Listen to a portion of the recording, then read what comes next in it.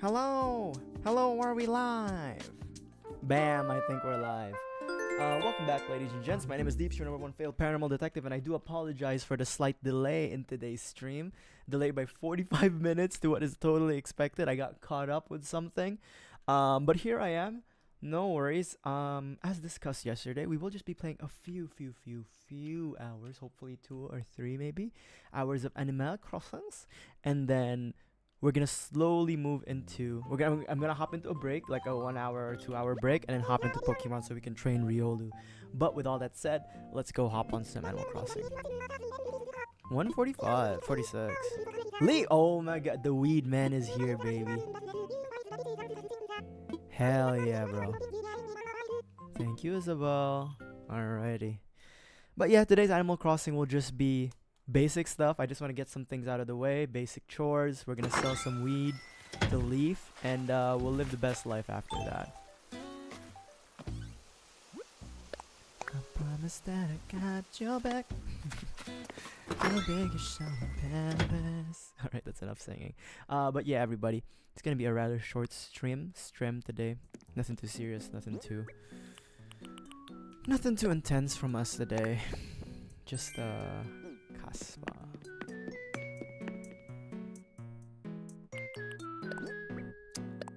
I should probably fix our stream schedule on Twitch and on YouTube. You know what? I'll get to it after this stream. Just so you guys kind of know what to expect. And if anything, like, you know, yeah.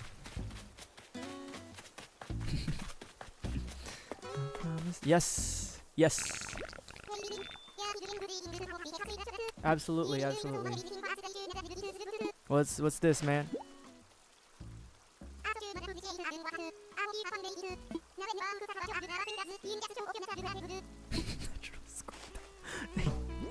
Thank you, Ribot. Thank you. Just what I needed, I guess. Just what I needed, man. I'm sorry, what is this? Okay, cool. Thank you, Ribot. A little late to the stream, but that's fine. We got a gift from our favorite Secretary of Agriculture, Ribot. That's good. Alright. Let me pick up this crap, and actually, while we're at it... Oh, tomatoes are coming nicely. We have like a few bushes. Okay. I think for the bushes, we can slowly start to integrate that somewhere. I'm still deciding where, but we'll slowly integrate the bushes around once we kind of get the color in, and then maybe we can buy some more saplings from Leaf while we're at it today. The weed man. Leaf the weed man. Alright. You know what? Let me... Here you go. I promise that I got your back. But yeah, today's Animal Crossing stream will just be a few good hours. And then we'll hop into Pokemon later in the day, because like I need to train Riolu up to a reasonable level for him to evolve, and most importantly, I need to get his friendship up. I think we set him up correctly. We have a Soothe Bell. We're gonna do the good old switcheroo training montage for him. Here's to hoping that we're able to get him to a level and a friendship level during the daytime. So a little bit of background: Riolu only evolves at like morning, 10 a.m. Hey, Charlie. Riolu only evolves at like 10 a.m. to 8 p.m. So Pokemon will also be pretty short today. Oh, there goes my Secretary of Education. Okay, yeah, you can go there. Okay, hold on. Before we hit up Leaf,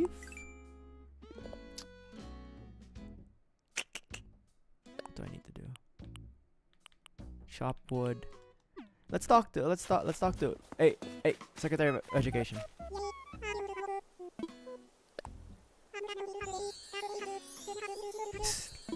You know, I'm not gonna lie, I really appreciate Anchovy. You know, the way he lives his life, enviable.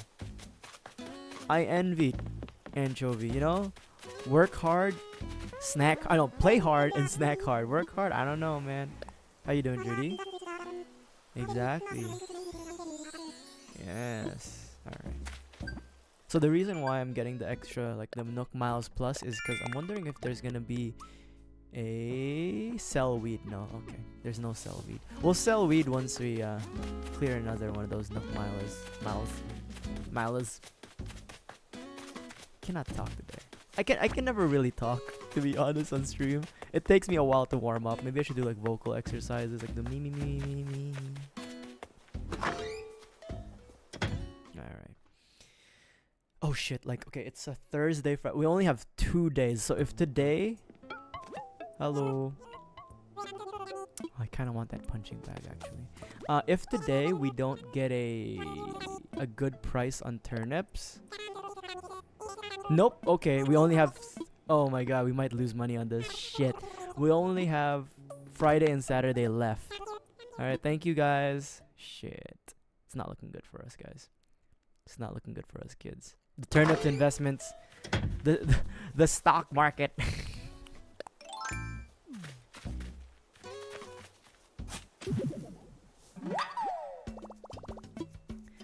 The stock market is not looking good.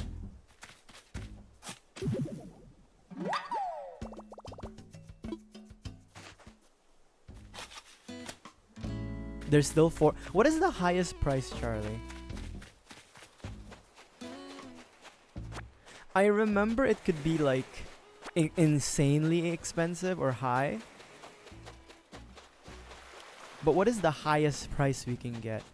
Because unfortunately, my dumbass bought it for 102 because I was like, I never know, right? I just bought it because it was like, I've never bought it before. So I'm wondering if there's like, if it reaches like 200. Yo, Vin. Castiel, John Constantine, how you doing, my man? Thank you for dropping by as always. Playing a little Animal Crossing today, and then later this evening, we will be playing Pokemon. We'll be playing some Pokemon. And then I want to say tomorrow evening is going to be Batman. And then I'm going to be building Gunpla on Saturday evening. America time. Saturday America time. US time. Time zone. Central time. Alright. Do we have any black flowers today? Orange.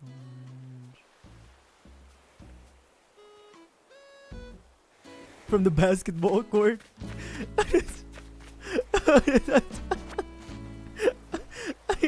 I hope your team wins. If you have a team there. I hope your team wins, man. Alright. Let's see here. We've cleared the beat.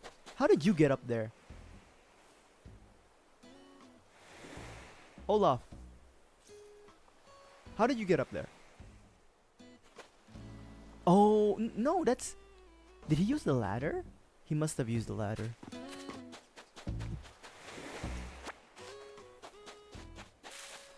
Oh, shit.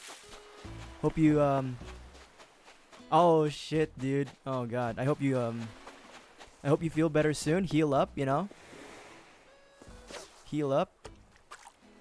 So that you can, like... You can't... Would you say kick ass in ball? That sounds like such a shitty way of saying I hope you win. You're able to win next time or like play. That sucks. Ankle injuries. My God. But you know, rest up. Icing it out actually isn't a good thing. So I take some meds. Walk it out. Heal up, my man. You got this. I should just shut up. It's like, walk it off, man. You got this. If I could get, so Charlie, if I could get 200 or 300 in price, I will sell. But I have a bad feeling that this week the turnip stock market is very low. So I think we're gonna have to take a loss today. I unfortunately did the buy high, sell low. If this is the case. All right, hold on. We'll do daily chores today. So we're gonna do this. All right.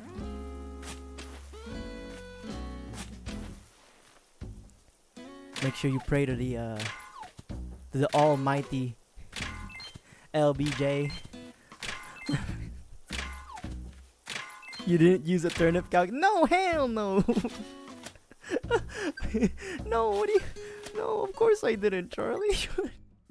This is me. This is me we're talking about. What? What?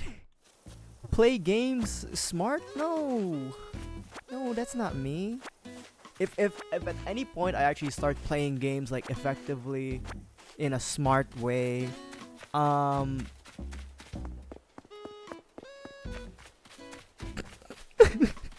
if at any point I actually start playing games for real and then like not act stupid, just know that's not me.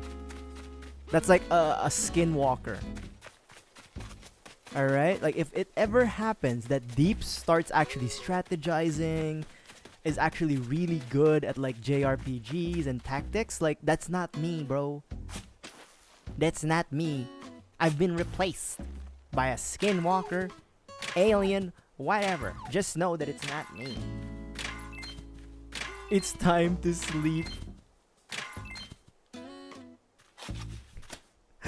Sai, you're the one who hopped on, bro. It's time for you to sleep.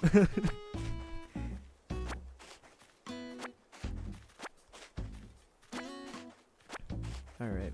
But I am serious. If I do start like actually being smart and playing games, that's just know it's not me. It's not me, bro. I've been replaced. Sure, like, you know, they might actually be more entertaining, but that's not me. Sing me a lullaby. No. What you want some Justin Bieber? I can throw out the Justin Bieber babies if you want. Oh. Shout out to Justin Bieber. I know you love me. I know you can. Just shout whenever, and I'll be there. You are my love. Oh, I'm gonna shut up now. And I was like, baby, baby, baby, alright, baby, baby, baby, no. Baby, baby, baby, oh, thought you'd always be mine, mine. There we go. That's the that's the once a week. Oh no, I already did it last week though. Oh no, yesterday. I already sang Baby yesterday. I guess twice a week, Justin Bieber talking point. Alright, that's fine. There's my wheelchair that I, not my wheelchair, but someone's wheelchair that we, let's just say, gave them one final push.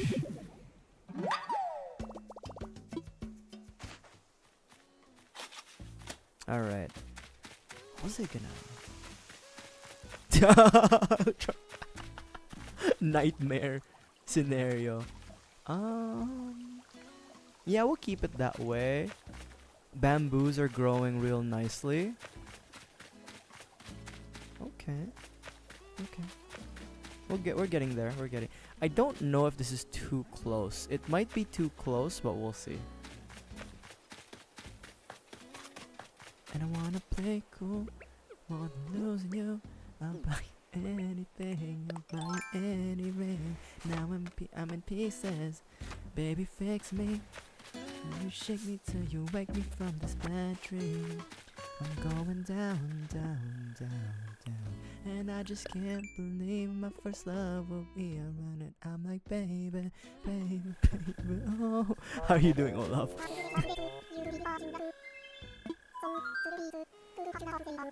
She loved it. She loved it. She loved it, Olaf. Yeah. The ego on this anteater. That's fine. Alright. Alright, Olaf. The ego on this guy. So the flowers aren't looking that fantastic. Because we need oranges, not pinks. So I think what we're gonna have to do is remove the whites from this area and then transfer it to the yellows. Alright.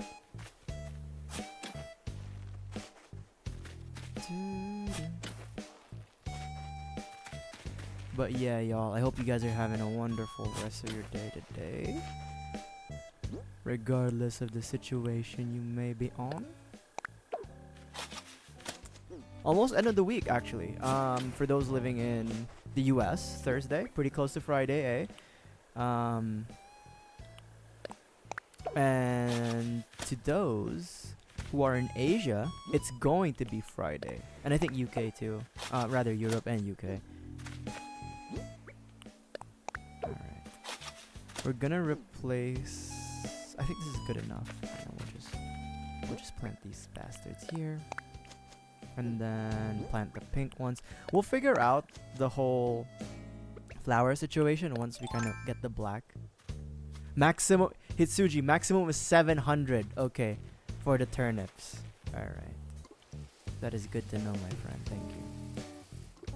Man! So that means like I just need to get lucky. Right? We just need to get lucky. We've come too far to give up who we are. I need another orange, so let's move this red, actually.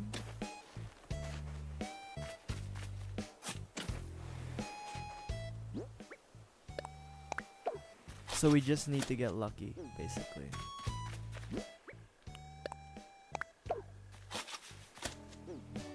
$700, damn. it's like a hyperinflated price.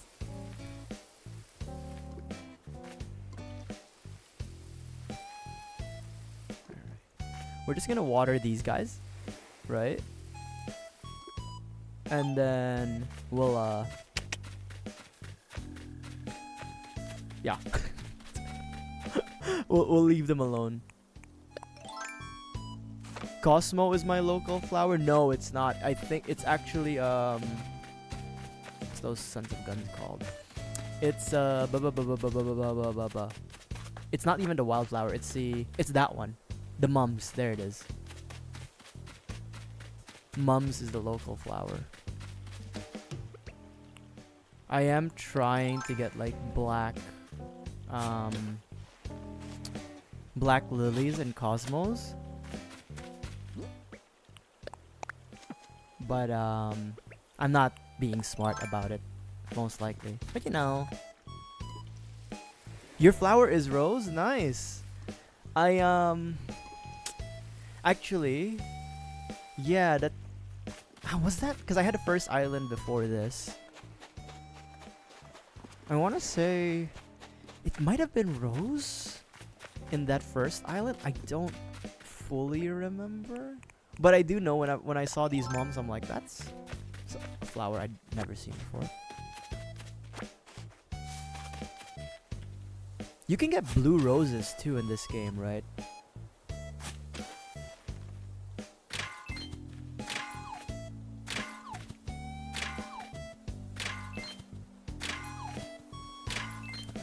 One last.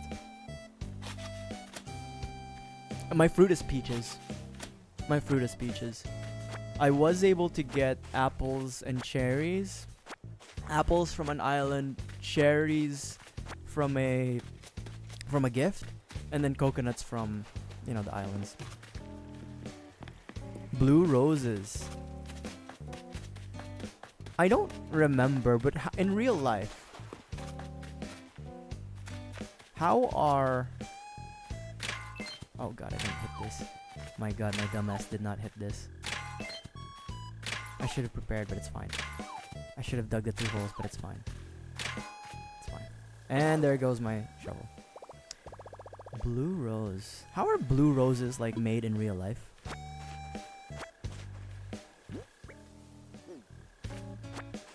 It can't just be like food coloring.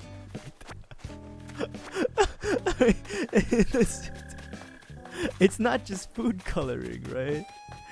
There's like they do something to get like blue roses. I don't know how it is, but if it's just food coloring, then I'm you know, I could Google it right now. How are blue roses made in real life, not in Animal Crossing, but we'll leave it up in the clouds. We'll leave it up in the air. You know, we'll let that be a mystery until we get the answer somehow. All right. So we've done the rocks. They have gold in the roses in this game? Is it just like you grab a rose and then you add gold to it?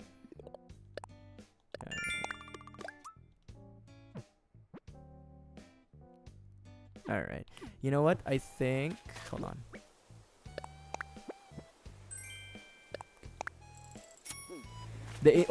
So they do... It's basically blue.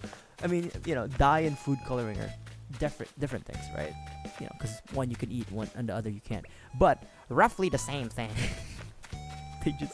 they just put in a little bit of coloring, man. Oh, God.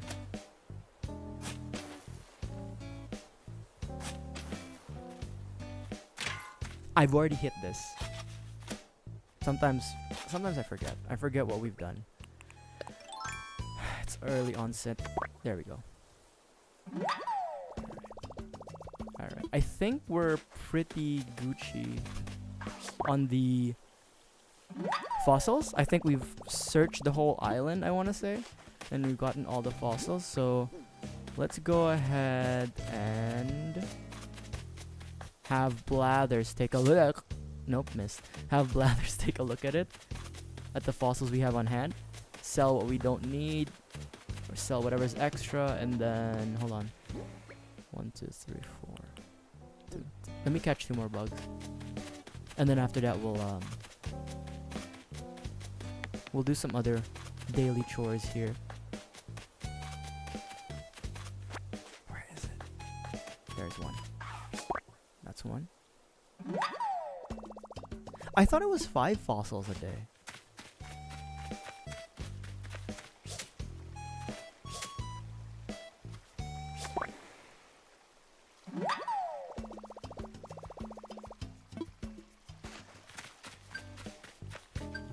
I thought it was 5 fossils a day. For some reason, I thought it was 5. Again, I could be wrong. It's not unlikely. But... red. Only 4? Huh. Is it only 4 fossils in your island, and then you can probably get 1 more if you go to another island? Or is it just 4 for the entire day? Why did I think I got 5? I could just go back to my VODs, but...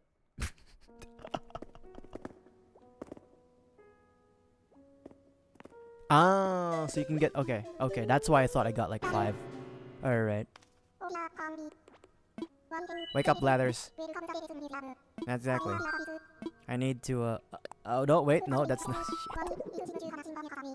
Oh, no. Also, the Switch is being released tonight. The Switch 2 is being released tonight. For those who want to, like, pre-order and stuff.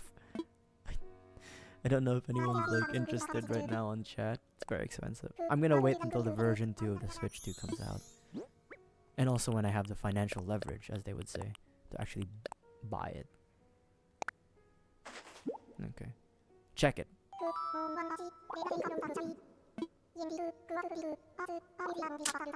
Damn it. Okay. Thank you, Blathers. Nah, I'm good, man. Alright.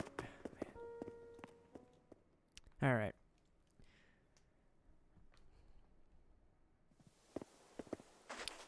Okay. What's the hot item today? Oh. We don't have enough of that. We don't have enough supplies. Damn it. But once we get our bamboo forest,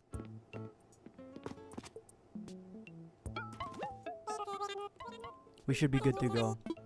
Hello, Mr. Cool Canadian Plays Games. Thank you for dropping by. Okay. I should probably save that for Flick. I don't know when he's gonna come visit. But... Oh, I'm keeping that clay.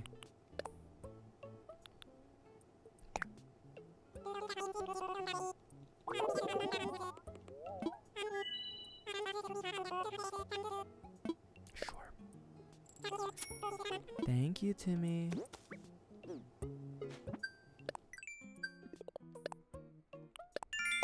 Okay. sell hot item. I don't have materials for the hot item. We could go to an island today. Like once I've handled the island's business. We can go to an island today. We can go to like another random island. Hello, Leaf. Absolutely. Ooh. I'm not, so I don't visit like other players' islands, but I will go to like, you know, the randomized islands. I typically don't play the multiplayer elements of games at the moment, but yeah. I'm technically visiting islands, but not the player islands. What do you have for me today? Yes. Okay, what do you have? Cosmo. Okay, perfect. Just give me like 5. I'll take 5. I'll take 5 of each.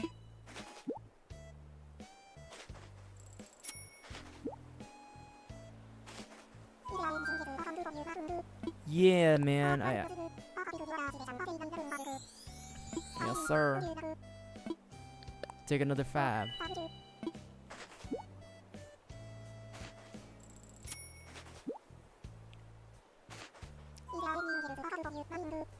We could also... Actually, now that we have the roses, we could just plant them somewhere. And then try to breed a black rose too. Let's do that. Okay. Thank you. And then I obviously want carrots. I kinda want everything now. Fine. Shit. Damn it. We have a problem. I don't know where to like put all of these for now.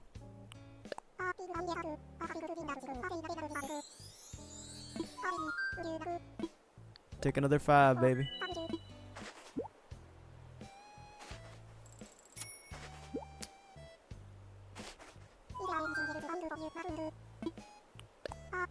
Actually, I have a question. Can you... These shrubs, they don't spread, do they?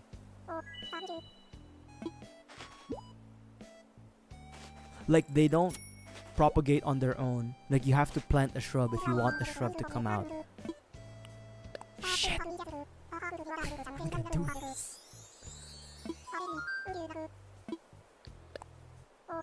I mean, okay. Realistically, I really don't know what to do with these shrubs. Realistically speaking, I could make like walkways and stuff.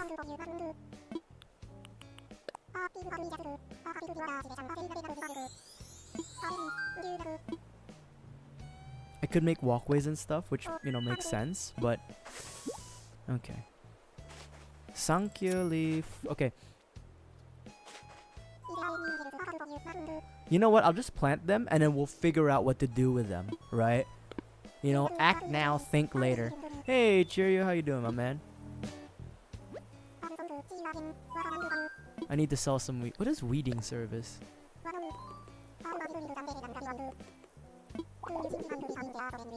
Oh, okay. Okay, no thanks, bro. Such a scam. That's such a scam. You pre-ordered the Switch too? Alright, alright. I was just saying that I don't think anybody here at the moment is interested in the Switch too, but I guess we got somebody here. We got somebody here, my man, my man. If you do get the Switch too and you decide to keep it, let me know how it feels. You know, like just the entire experience.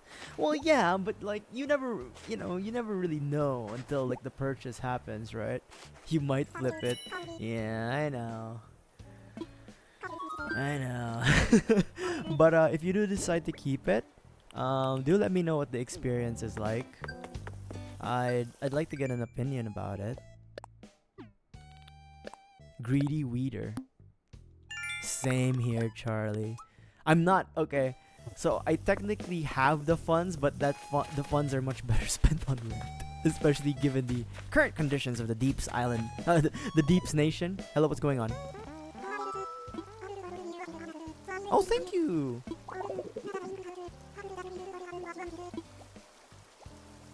it's probably meh. I mean, there's no new games that really like interest me right now, except Pokemon. But that's like again, that's one of those things that's like I could get that somewhere else. Like I could get it when it comes out, right? So, yeah. Mario Kart, yeah. I'm not okay. I only play Mario Kart when I'm with like my friends, and usually in person. But yeah. I mean, yeah. It's probably just gonna be okay, you know. I doubt it's gonna be like mind blowing. Okay, we are going to plant. Let's plant the flowers and the tomatoes first. I need to think about those bushes. Oops. We'll think about the bushes later. On another day rather. But we can definitely take a we can definitely look into the flowers. Let me double check here real quick.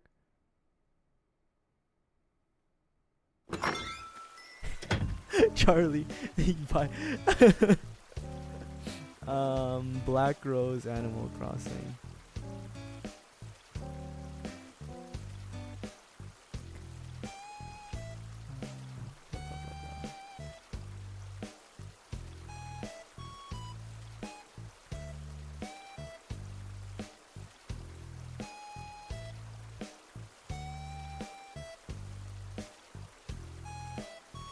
Is it just red and red?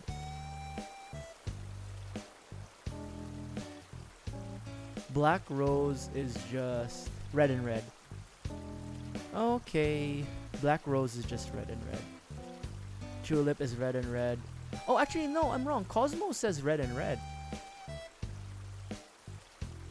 I thought it was red and orange. Or rather, orange. Wait, what? Wait, a black Cosmo is just red and red. Holy shit, my dumbass. Oh no, but it says, hold on, what the fuck? You know what, we'll let Destiny handle it.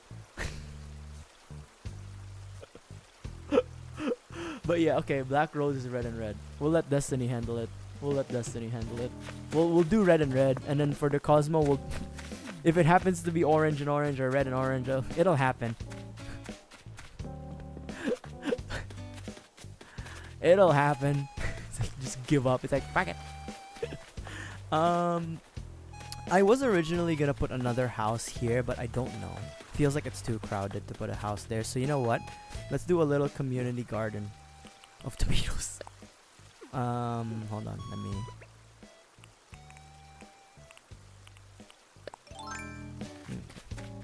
Okay, I don't think Olaf will actually mind if there's tomatoes next to his house. I think he'll actually be okay with that.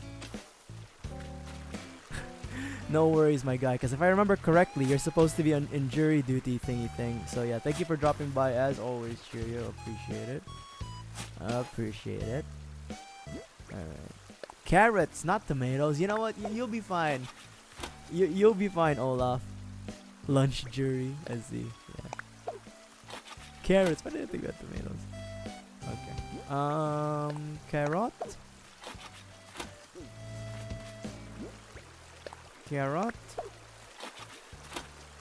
And then carrot.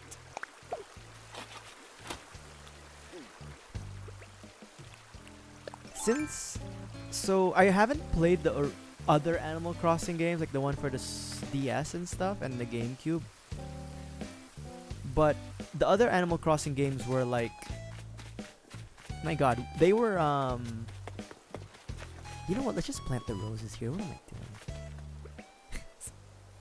Fuck it, we'll figure out the planning later. Wait, no, you know what, it's less efficient if I do. I should just put it where we put the other flowers. It's fine. Where we put the other like breeding flowers, it's fine. What were the other Animal Crossing games like? Were they also islands, or were they more of like cities and towns and villages? Because I'm wondering if they were different like themes. I wonder what the next Animal Crossing would be. We've already hit that.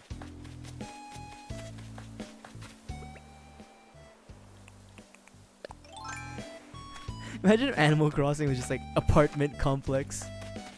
More town-like. I see. I see. I was gonna say, imagine if it was just like,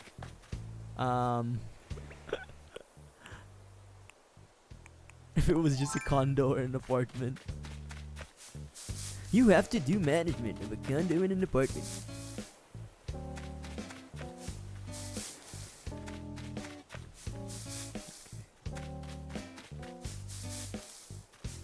Well, man. Oh god, that's my. There's a character in South Park that sounds like that. He was like, I think it's Jimmy. I actually think it's Jimmy or Timmy was it? He was like, okay, Eric. I see how it is.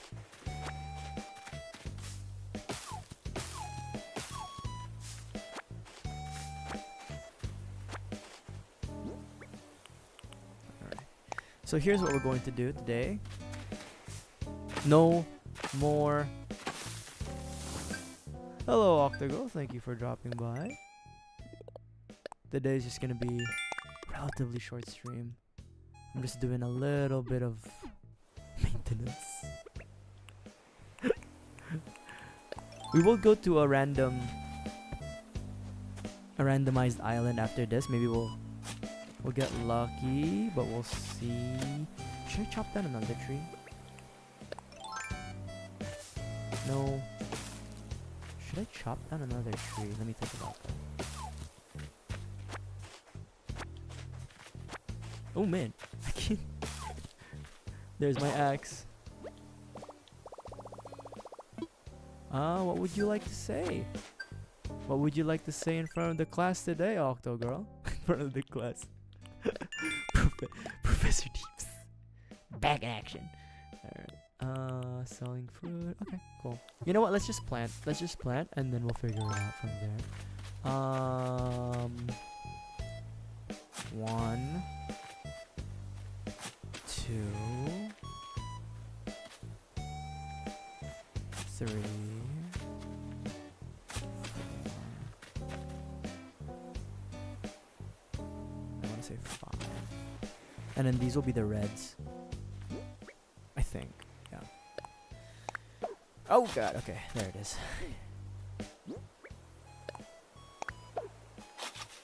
Unk. I don't think I've ever told you guys, but I have like the only first degree cousins I have are like young kids, so like they're like 4 or 5 years old. And I'm like 20 years older than them at this point. And so I don't feel like their cousin. I'm more like their uncle. And then like I have like this, let's just call her my niece. She's just like my female cousin, right? But like again, the age difference. So like for Christmas I got her like a cinema roll plush. And then as I was giving it to her, I was like, man, I feel kind of old now. MonsterCon. What is MonsterCon? Is it a convention of monsters? See the way I just asked that fucking question. What is MonsterCon? Is it a convention of monsters? My god. This is a fucking old man yells at clouds all over again. MonsterCon.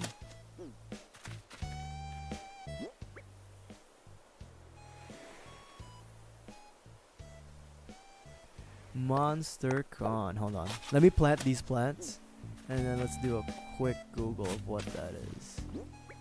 Again, there is no guarantee that Deeps will be playing those games, but I do appreciate any recommendations to keep my Steam library full. It's like leading questions. You're a weeb, and you like monsters.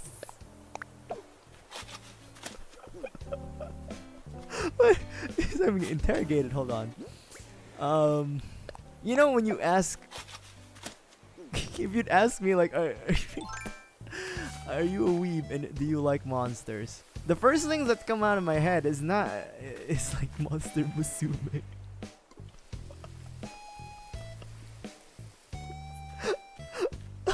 If you ask me that, the first thing that pops into my head is Monster Musume. And I don't think that's what you meant. But you know what? I'm okay with. You know what? I'm good with monsters. Let's just say that. Look, that's. You asked the question, man. It's like. Do I. You know, I. Former weeb, inactive weeb, retired. I'm retired, bro. I'm so retired. I'm a retired weeb. I've seen it all. It's like I'm like a Jedi master at this point. I've seen it all, you know. I was there since the beginning of fucking what's it called? Attack on Titan. I still remember Aono Exorcist, D Gray Man, Katekyo Hitman Reborn. I remember when Bungo Stray Dogs first came out. When Code Geass was still like in everyone's basically top 3 or top 5 animes of all time. And then when people like the Death Note and shit like that was popping off. Sensei, I was there. I'm gonna say old war veteran. I was there. I've seen it all. I remember High School of the Dead. I remember when High School DxD came out. Alright? You kids don't know what I've seen. I was there since the ancient days. No, okay, that's not true. I was the I guess the generation where fan subs were a thing, but we didn't. I was the VHS period of anime when people would have to share VHS and DVDs around and like, you know, burn DVDs. That was before my time, but I still kind of relate to that because I did watch a few animes on like DVDs as well. I watched my friend, God bless his heart, an old friend I had in elementary school. We were like 4th or 3rd grade. No, 2nd or 3rd grade. And he was like, yo man, I got this anime for you. And he gave me the DVD. And can you guess what that anime was? It was Kaichoa Maid-sama. Until this day, I still bury that memory deep in my heart because I did like Kaichoa Maid-sama. Alright? Dateable monsters. Yeah. I'm not too much of a like dating sim guy, but I will definitely probably check that out on Steam. Again, no promises, but thank you for sharing, Octogirl. Kaichoa Maid-sama. I was there when Holic, or as I call it, XXX Holic, was on TV.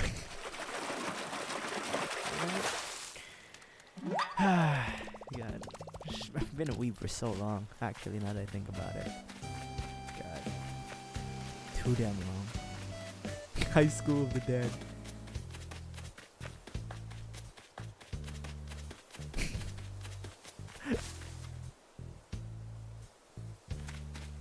Monster Plot. This is totally unrelated, but there was a I think it was a cartoon and a toy series, like a doll line, that was called Monster High. I don't know if any of you know that,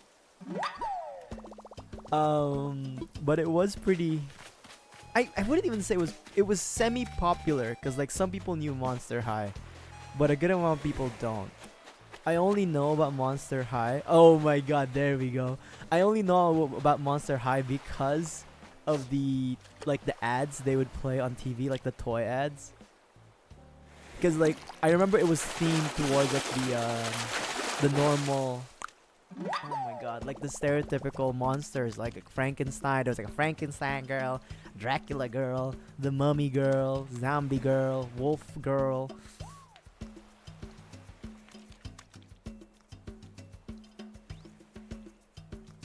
Monster Road Trip. They better not pull up with a Monster High, because that title is copyrighted, okay? I think Hasbro copyrighted Monster High.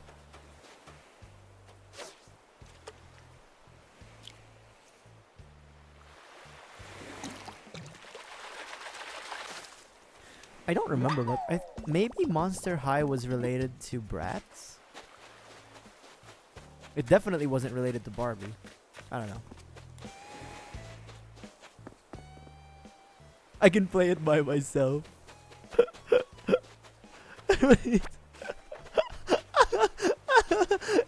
You're learning. You're learning, Octo Girl. You're learning of the ways.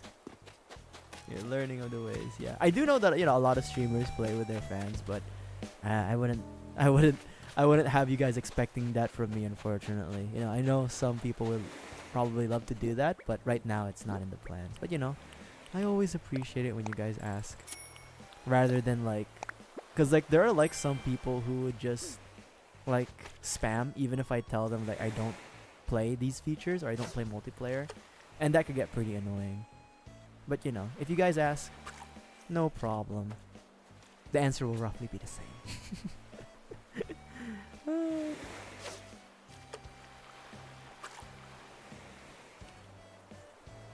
It was not related to Bratz. You had to correct me. MonsterCon. $13. Yeah. I don't know. I'll check it out. MonsterCon. Let me just do a quick Google. Let me see if because here's the thing. I do like to just scroll around Steam looking at things, but I never buy anything. I mean, I buy things, but I never really buy anything.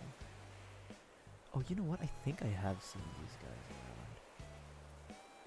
Yeah, I think I have seen these guys around.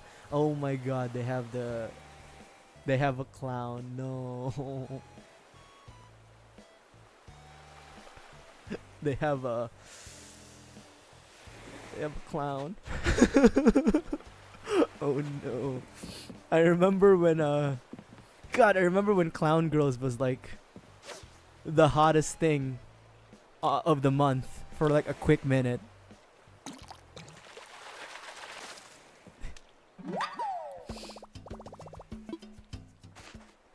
Oops, there goes my fishing rod. Alright. Actually, you know what? There is one thing I need to do before we head up to the island.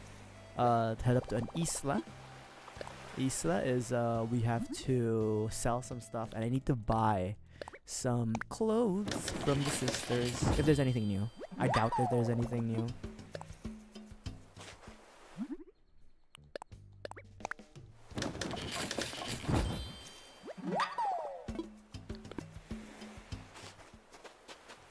So there's 4 installments. Okay, it's time for Uncle Deeps to ask questions.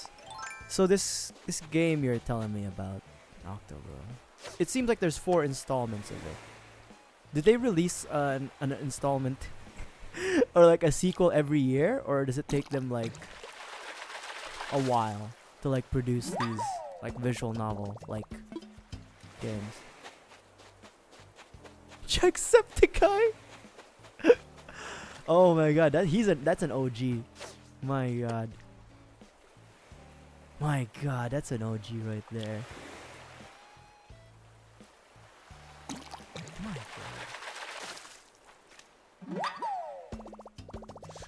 god. I still remember the first time I saw a Jacksepticeye video, and it was a collab with him, Markiplier, and PewDiePie, which is they're basically the OGs of YouTube.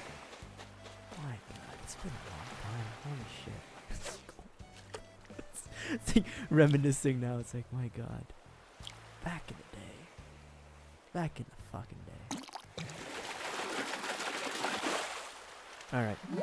So, let us sell and check out the clothing options we have available from the sisters. And...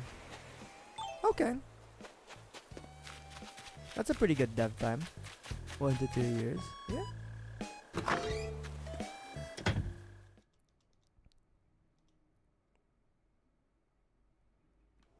Alright.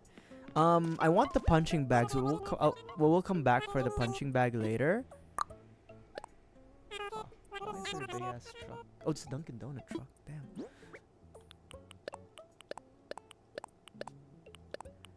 I'm coming. I'm coming out.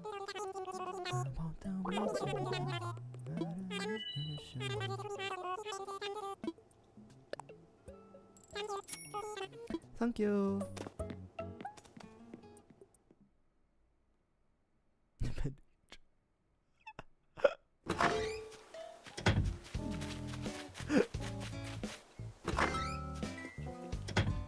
Visual novels. Okay, so I'm not opposed to. Oh my god, is that the Bruce Lee outfit? Hold up. Hold up. I'll just buy it off the shelf. Yes. Everybody want. Okay. I'm not opposed. Oh wait, hold on. I'm not opposed to playing visual novels. It's just that like it's not a thing for me right now. But again, never say never. But I will say I have been tempted, and this isn't necessarily a visual novel, but there is a romance option. I have been tempted to play. Oh my god, what's it called? Persona. I've played Persona before, and I enjoyed it. But I have been tempted to play Persona on stream. However, I talked about this before, where I have a. I'm just buying random clothes that I kind of like the look of. There's no rhyme or reason for this. But I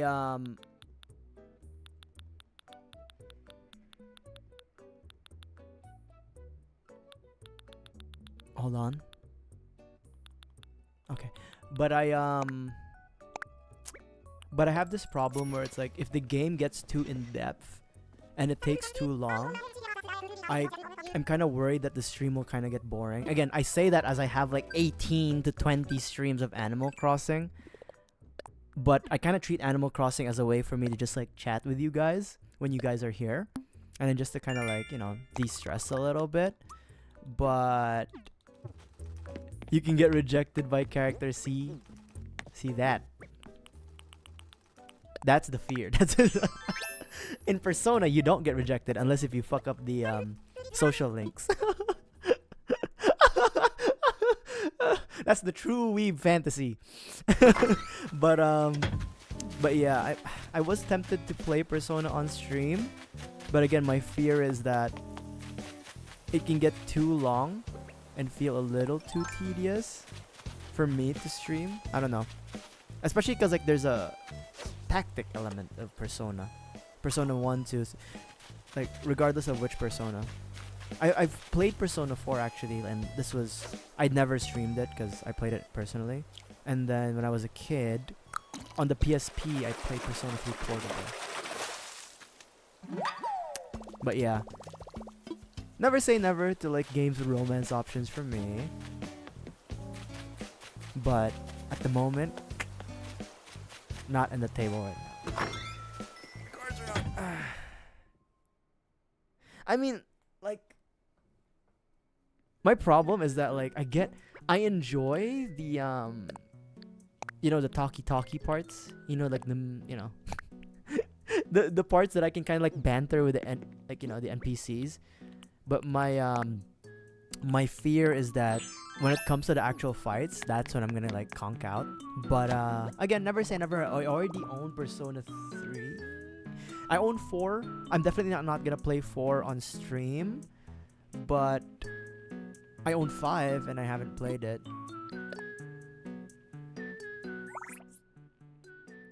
One day it'll happen. One day it'll happen. Maybe. Who knows? One day. No one has actually. Has anybody? Because I've had people come in with recommendations before. And I'm trying to remember if anyone's like convinced me to like play a game and then like the next day I literally play it. I've never done that. There we go. There we go. I've never done that where like someone was like able to like directly convince me like, hey, you should play this, and I was like, okay, tomorrow we're playing that game. I literally had to run polls on my YouTube community page, and no, don't take it as a challenge. Go ahead, Anchovy. Just don't get lost, okay? Where the fuck he go? Oh, there he is. Don't take it as a challenge, but I literally had to run polls on the community tab, and I will run polls like especially like if I'm not sure of what games I want to play. I will give you guys a list, and you can kind of vote from there to see. Baldur's Gate was one game that I enjoyed playing, but my god, the tactics element stressed me out so much. I had fun. But yeah, I'm taking a break from Baldur's Gate, man. My god.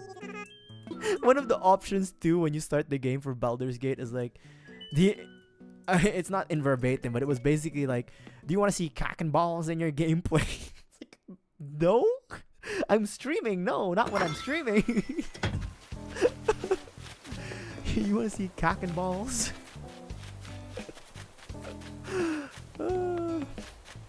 All right, let's head to a randomized island, eh? Let's test our luck today. You wanna see cock and balls? Thank you, Leaf.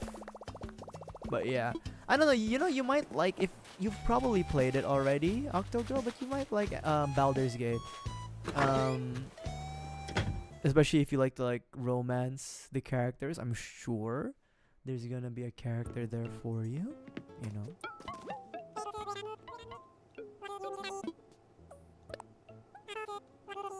What is that sound? Why did I hear a the hell? Hold on. I heard my PC go like dun.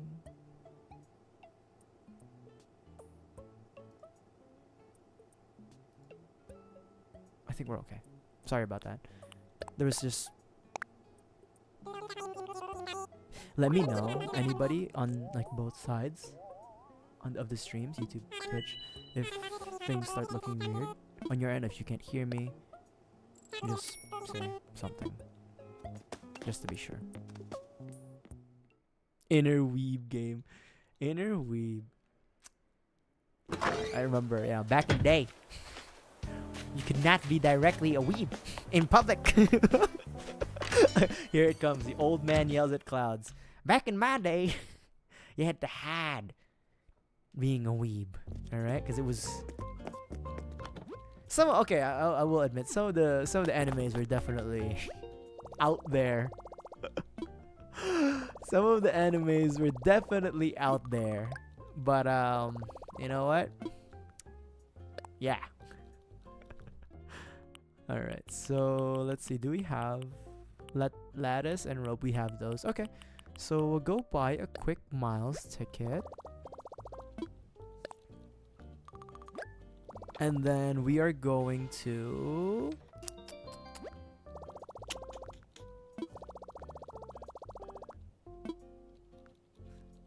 Oh, you know what? I also have Devil May Cry. And because the Devil May Cry anime came out and I'm kind of late to the party, I might play Devil May Cry soon. The problem is I don't know. Ooh, I like this one. Oh, you know what? I could gift this to I could gift that to Ribot. He'll appreciate that. Alright. I could play Devil May Cry. I just don't know which one. I'll have to ask one of my buddies who's like an expert at Devil May Cry. So this guy, right? He had like a small ultrabook when we were in college. And in one of our classes, I don't remember which class it was. It was our political science class. My god, this motherfucker.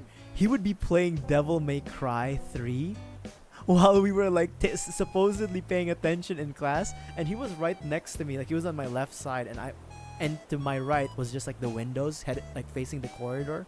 And my buddy, he was just playing Devil May Cry. And the worst part is like, because he was using like the keyboard on his like computer, it made it look like he was just typing notes, but this fucker was playing Devil May Cry. Now, kudos to him though, because we didn't really need to pay attention in that class, frankly, because it was just like, it's one of those classes where your professors or instructors just start yapping, and you don't really have to pay attention. You just have to like read the lecture notes to pass. But yeah, he was just yapping, and then my friend was playing Devil May Cry, and I see him like fucking. I see, it's cool. Like, cause Devil May Cry has like the S rank and stuff like that. And I was like watching him play, like, the fuck are you doing, dude? I was like, I'm just playing Devil May Cry, bro. And his Ultrabook was like 13 inches, so like the screen was small as hell. My god. I still keep in touch with that guy, by the way. That's the guy I'm gonna ask if like which Devil May Cry game I should play. Because again, a purist would say play 2, 3, 4, and then 5, but my buddy knows my skill level at video games, so he should be able to give me a little bit of an estimate as to where I should probably just play the games, because I roughly know the story for DMC.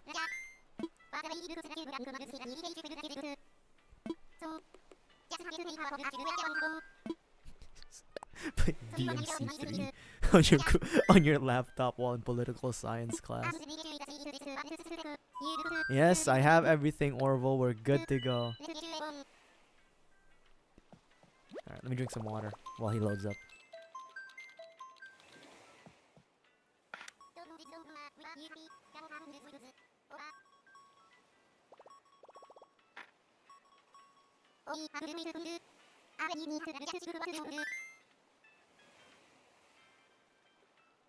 Okay, I'm back.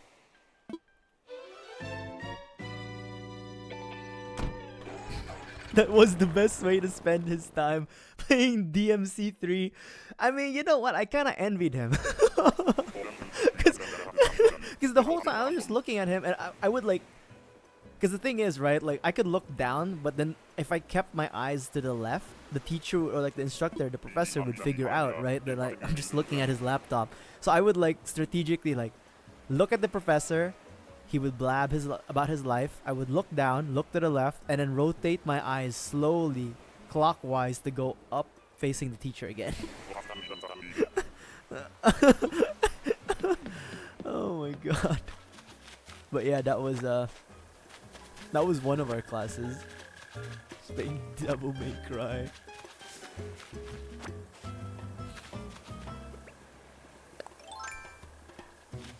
Kind of jealous, to be honest.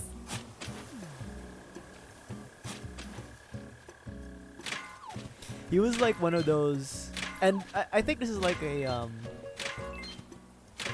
universal experience among students from all, especially like once you reach like high school, right? It's like there are just some teachers who like to tell their life stories, and that is your favorite teacher because like you literally don't do jack.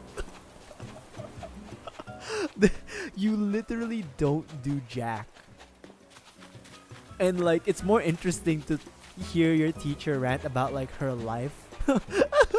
About her love life or something, or about her like experiences in life than it is to actually listen to whatever lesson she was trying to present earlier. It is, right? It is it's like the best experience. Like, look, I respect my teachers, but I know that she's better off as a storyteller. We had a so I remember this, we had one male teacher in my senior year in high school. He was teaching our physics class, and he was such a bro because he was like so back when I used to live in Asia, in the Philippines, our high school, we didn't actually have middle school back when I was schooling. So I was a senior in high school at 16. So, you know, and then our teacher was like 25. So our physics teacher was 25. And then, you know, he would do his best to try to like teach us like physics and shit. And his background was that he was a former nurse. He should have been teaching biology, but you know, the school needed like a physics teacher. But anyways, you know, there would come a point where like he would be like, you know what, class? I think we're done for today. And we still had like 20 minutes left. And he would just start talking. He would just like, you know what, class? Free time. And then he would let us just... he would let us just do like homework from other classes. And I think I mentioned this before, but I had Mandarin classes. And I sucked at it so bad. and he was one of our proctors too for like one of our final tests. And then he would be like, okay, you guys know that cheating is not allowed, right? And we were like, yes, sir. So I better not see you cheat, right? Yes, sir.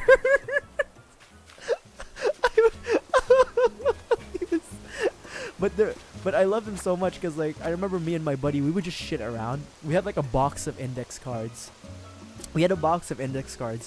And this is just so stupid. I used to call it like, I don't know why I called it Bristol Lottery, but I just called it Bristol Lottery for no reason. But then we would shake the box of index cards, and he would pick out a card and he would give it to me. And I would just say, all right, mate, I'm sorry, but you've lost Bristol Lottery today. And I'd say that for like 10 out of 11 times to every card he picked. And there was no rhyme or reason to why we did that. And then one time, our physics teacher was there, and then he went right behind both of us, and he put his shoulders between both, like, you know, kind of like covering both of us, like, how are you boys doing? And I'm like, we're good, sir. How are you? Oh, I'm good too. You know what are you doing? Oh, we're just reviewing the index cards here. It was index cards for like our English class. We had like, so this is the fucked up thing. In our English class, we had to write papers, and each topic or like review of related literature, we would have to write the source and then the summary of the review of related literature, like the actual source in the index card. And our English teacher, she would basically do the same thing as I did in Bristol Lottery, where she would like mix up the cards and then grab one card and ask us, okay, what is the summary or what are the contents? Citations. Thank you, Gab. You were here. You remember this, right? What are Gab from YouTube, one of my old high school classmates? You'd have to review. You'd have to like describe, okay, what is the source saying and shit like that. Yes, sir. Yes, sir. But after we were done with doing citations for the review of related literature, what me and my buddy would do is just play Bristol Lottery, and then our physics teacher would be like, you know what? All right, keep going on with your life, kids. We were really bad students, huh, Gab? We were good, but like a lot of us were pretty smart, but we got into some stupid shit. Yeah, some of my old high school buddies do hop into my stream on the YouTube side. Oh, okay. Yeah, that's true. But we ran the same circles though, bro. Come on. We ran the same crew. We ran the same crew. Blood brothers. Got in more trouble. That's cause you didn't know how to like keep your head down, you know? It's rebellious. And then just as a background to folks, I went to a Catholic school run by nuns. But the nuns loved me cause I knew how to keep my head down.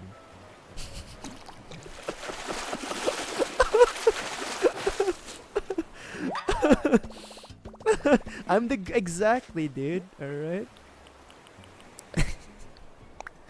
I was the good kid with a bad mouth, but I knew when to shut the fuck up. But you know what? Memories, right? Bristol Lottery. Oh god. But yeah, the best kinds of teachers are the ones who just ramble on, right? Whether you're in high school, university, shit, even elementary school, the best kinds of teachers are the ones who just ramble about their lives. And you let those teachers ramble about their lives. You do not stop them. If there's anyone out there who's like, Mrs. Smith, you forgot the homework. Don't be that guy. Don't be that guy. If I ever became fuck it. I should have become a teacher. I think that's it. I think that's what's missing with my life. I shouldn't have become a streamer. I should have just become a teacher. But then it would just be this. My study plan would just be this. It would just be, alright, class. Today we're gonna talk about. See, you loved. Yeah, that's true. You know, what gets you through school, high school or college is, especially if you have like teachers that are on your ass, it is your buddies. It is the friends you make along the way. Now, that's not an excuse to say don't study. I'm not saying don't study, and I'm also not saying don't take your studies seriously enough, but you know, make some friends, right? Have a good set of friends along. Because time flies. Time flies, and later that you know it, you're all overweight, balding, and depressed about day jobs. Okay, that just got depressing, huh? Alright, let's go. Let me switch topics real quick. Let me think about it. What kind of topic do I have in mind for y'all? I don't know. I'm out. I'm out. Pushing 30, bro. Pushing 30. Unk age. Unk age. My God. Unk age. You know what I hate the most? I've talked about this before, but I hate seeing like those TikTok or Instagram reels that are like asking college and high school kids, so what year would you consider for someone to be old? And then they'd be like, oh, once you're in the 19s, like the 19 ranges, like the 1998s, 99s, you're old, man. You're old. And then some of them would even have the audacity to say 2002 is old. Okay. In my mind, people who are born in like 2004 are still kids. People who are born in like 2004, 2005 are still kids. And these people are like 21 and 20 years old, by the way, now. They are not kids. But in my mind, if you're at that age, you're still a kid to me. Brain rot generation. Okay. Gab, let's not we can't blame the kids for the path we gave them or the path we paved for them. We can't. Gen Z 1.0, we are partly to blame with the brain rot. I'm not joking. We're kind of to blame with the shit that they have to like deal with. I am old. Like, you guys know I'm like mid-20s. I've said that enough. Hurts your feelings. Right. So I take responsibility for the shitty brain rot and memes that the kids have to endure and have to like absorb. I don't see. We are not so different. Us and them. We're not so different. We're not so different to them. You know. To anyone who's like born in the 19s, especially like post 1995, we're not so different with these new kids. You know.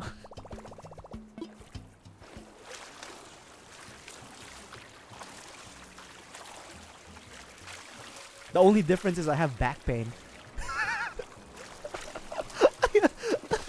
The only difference is I have a slower metabolism now, and that I have lower back pain. But other than that, man, we're young at heart. Childish, not childlike, childish. Still playing video games.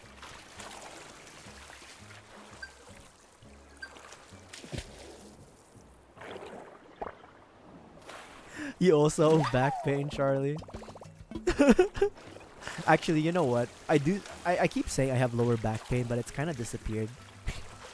So, when I was in college, I wasn't a gym bro, but I went to the gym. I went to the gym a lot, but I didn't have the gym bro body. I had the gym bro mindset. But I didn't have the gym bro physique. But, so I broke my back doing a deadlift when I was in college. And I was, economics major who don't know shit about the economy. But I broke my back. And then I think I had like a herniated disc. And I had to carry that with me for like, I want to say like 5 years. And then when I moved out of my parents' house, I was like, I'm going to buy a new bed. And now I don't have back pain. Legitimately. Like, there's a bit of like tingling sensation, but there's no more back pain. So what I'm trying to say is, I think sometimes you might just have a shitty bed. Like, okay, I am still exercising, and I have dropped in weight, so I'm in a like reasonable weight class. It's like boxing. I'm in a reasonable weight class compared to what I was before. So I'm carrying less weight, and I have a little bit more muscle to kind of like support my body. But I think like having a shit bed doesn't help. Like having an old bed and having a bed that has no like support, especially if you're a side sleeper, fucks up your back. Because like I used to have shoulder pains too, but it's like it's gone. You know? Again, it could be a mix of like... This motherfucker is moving a lot. Did he disappear? Did it despawn? Boy. Did it despawn?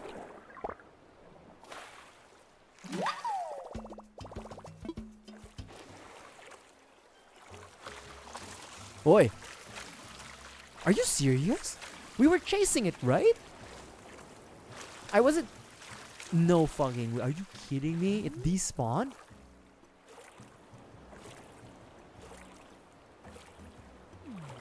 Well, okay. I'm not exactly saying, Charlie, that your bed might be exactly giving you the back pain and shoulder pain, but it's possible. The shoulder pain, so for shoulder pain for me, it's because, well, I tend to get like... I tend to ego lift sometimes. Like lift more than I can handle, or I don't use proper form, so I fuck up my shoulder. But I'm also a side sleeper, specifically left side, and that's the shoulder that hurts. But now I'm okay.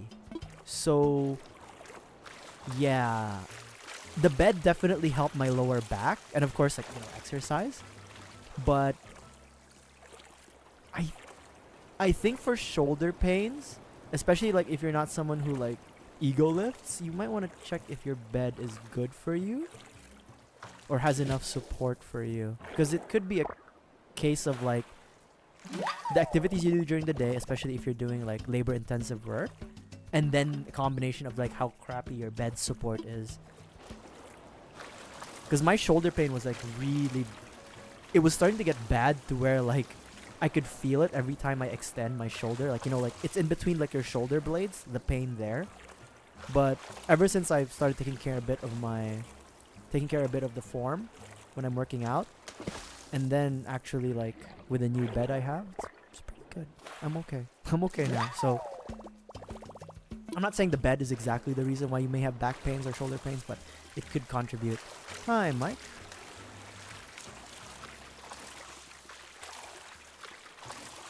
And also, regular exercise does help. Just don't overexert yourself. But definitely don't put off exercise if you do have like specific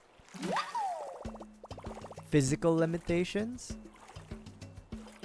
No, Mike. So I don't play like the multiplayer features for games. So no, we're not open for visitors in the Deeps land. But I do appreciate you asking and dropping by.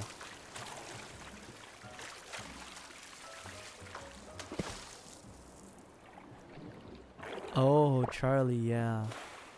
Do you... Okay. Is this... So, do you rotate or flip your bed? Because some beds, you need to, like, rotate every 6 months or so. So, basically, like... Yeah, you basically rotate it. You basically rotate the sides, or you flip it. Most modern beds, you rotate. You don't actually flip. But you might want to check. Because what you can do instead, if you don't want to buy a new bed, is that if you've been sleeping on the same side the whole time, rotate it. So that when you do sleep, even if you're a left side sleeper, it's technically the right side that was previously there. I hope that makes sense.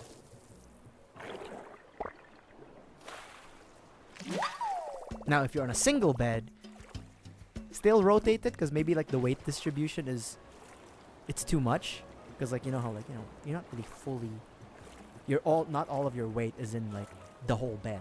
It's going to be cut between like your torso and your legs. So maybe you can rotate it too. But yeah, that's just a little Deep's advice. But I mean, okay, so this is like this is like mattress firm marketing though, I think. They say that you're supposed to change your beds every air quotes 5 years. I don't know how valid that is, but if you've been using the same bed and it's ones with springs for like 20 years, you might want to consider changing it. Because the springs do kind of like lose their like tensile strength. Whatever it is. They do lose a bit of like their functionality. The foam, I don't know if you're using memory foam. But again, 20 years is a long time. But again, you know, some people can survive with like a 20-year-old bed, right? Like, you don't have to. But if you're suspecting that your bed may be fucking you up, flip it or rotate it, and then maybe try, if you have a friend or a buddy or a significant other who has a new bed, ask them, hey, can I lie in your bed for a bit? And see if you feel more comfortable. Because, I don't know. It's actually really important to have a good bed, especially if you're working labor-intensive jobs. You want to make sure you get rest and good rest, and that your body isn't strained when you do have to rest. I don't know why I'm giving you guys bed advice. This is the deep show. This is all I do, is just talk about random topics.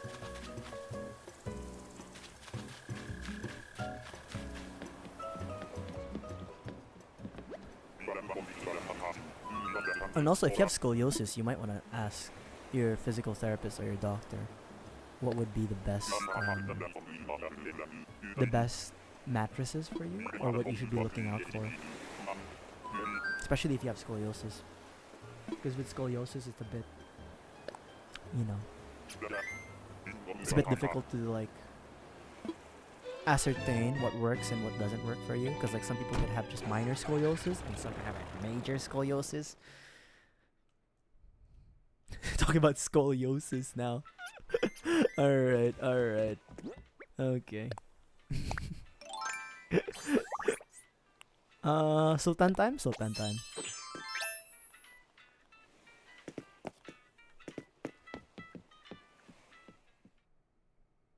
Yeah, but I think it was every 6 months you rotate your bed.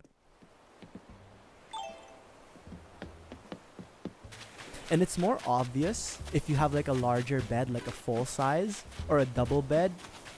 And then even the larger your bed gets, the more obvious it like there's one side that's gonna be a bit more, has a bit more give, and one side that's a bit more plush.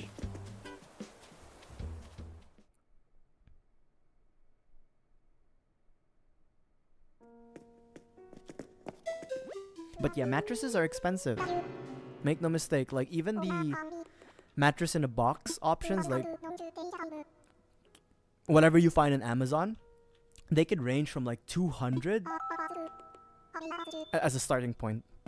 And when I bought my bed, it was on sale, and I have a double bed, but it's still like, it was still expensive. But I thought about it as like, okay, I'm gonna get this bed because people say it's a good bed, and if anything, like, you know, do we have this? Okay, we don't have this. Okay, and I decided to like splurge a little bit on it. It was like 300, like maybe almost $400 at the time, even if it was on sale. But I don't regret buying this bed because it was pretty good. Some people do also like to sleep on the floor, like with a futon and stuff like that. There's a lot of like, there's a lot of debates about like, oh, should you use a futon, or should you know, is like a mattress better? I can't tell you which is better. I've slept on futons before. I've slept on like really thin futons and really plush futons, and those were pretty good. And you know, it really depends. It really depends. But if you do have like back problems, it's always best to err on like the safe side. And if you're in contact with a medical professional who can provide a little bit more insight, then you should be good. You should ask them.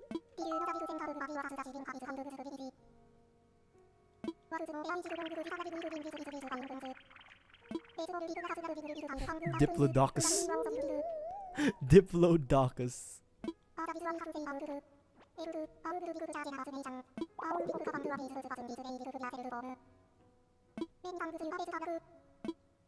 Is it complete? Hold on. Diplodocus. Is it complete? What does a Diplodocus look like?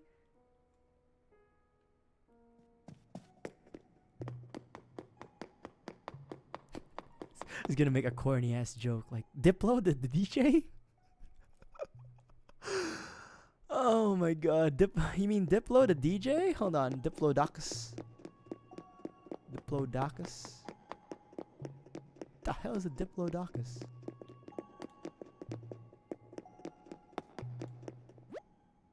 Brachiosaurus. Oh, Diplodocus. Okay. So I guess what do we need? We need the head.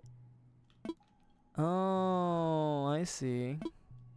I like how like half of the neck is still missing, but that was like the part was neck. Okay. Alright, Diplodocus. Alrighty. Oh, hello, Marina.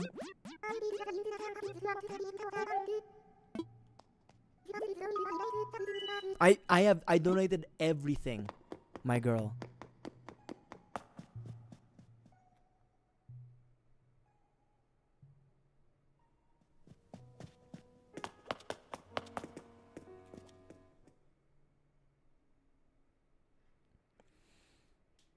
Diplodocus.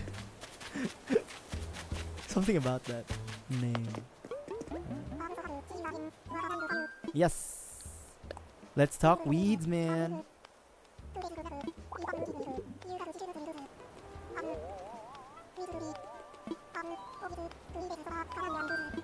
Absolutely, man. Can I ask you something, Leaf? What do you do with all this weed? Just, that's a lot of weed, man. You know? You know what? It's fine. You can keep your secrets. Keep your secrets.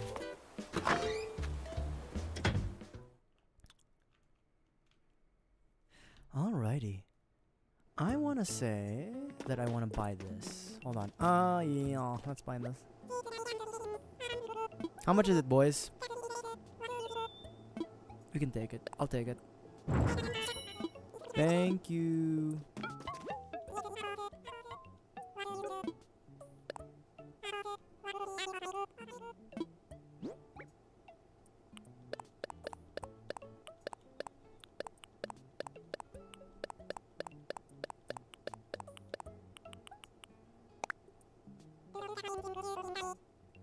Look at all the fine things. Absolutely. Thank you, Pins. The Sultan. Okay, the Sultan today.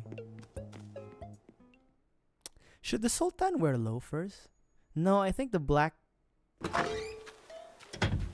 laces are fine. Yeah, I think that's fine. Okay. I will divvy up. Grab one. Again, I wish there was like a grab 15 instead of just like grab one. Just so we'll have like an easier way. And then grab one. Okay. So we have an easier way to like divide stuff. Okay. So for the rest of the stream today, we're just gonna go. We might go diving on the island. Maybe we'll do a round of diving. Yeah, let's do a round of diving actually. Let's do a round of diving and then we'll do terrestrial activities.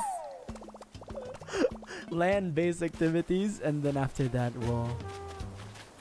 we'll do the wrap up. Cuz I am intending to keep this stream rather short because we will be hopping on in a few hours. I want to say like 6 central or maybe even earlier. I'll just maybe do like a quick snack of like a quick like Greek yogurt snack for myself. And then we'll hop on and we'll play. Oh man, I love my Greek yogurt and honey. We'll go on and play Pokemon up until for a few hours, and then do a little bit of a training montage for our little boy Rio, in the hopes that we'll get him to evolve into a Lucario within today. That's the hopes. But you know, plans change. You never really know. You never really know what life gives you, right? Yesterday we didn't know if we were gonna get we didn't even know we were gonna get Roserade, but we did. Rose got to evolve. She had to have her fun, and we get to have a Roserade. So that was good.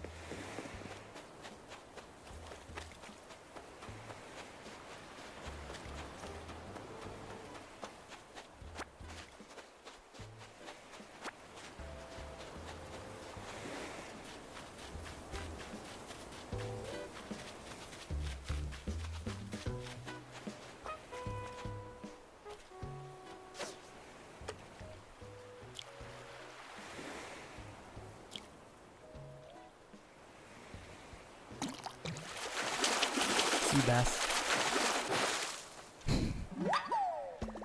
It's like I could tell.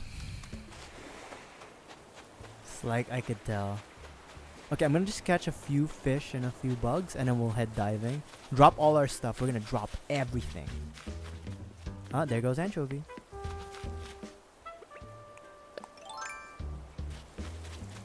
Shit.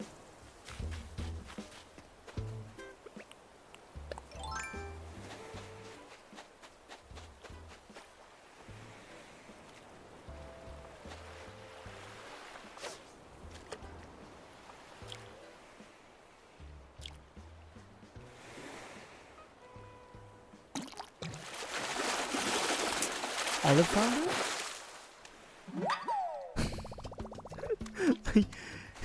From the vibrations I could tell. Like Daredevil with this shit, man.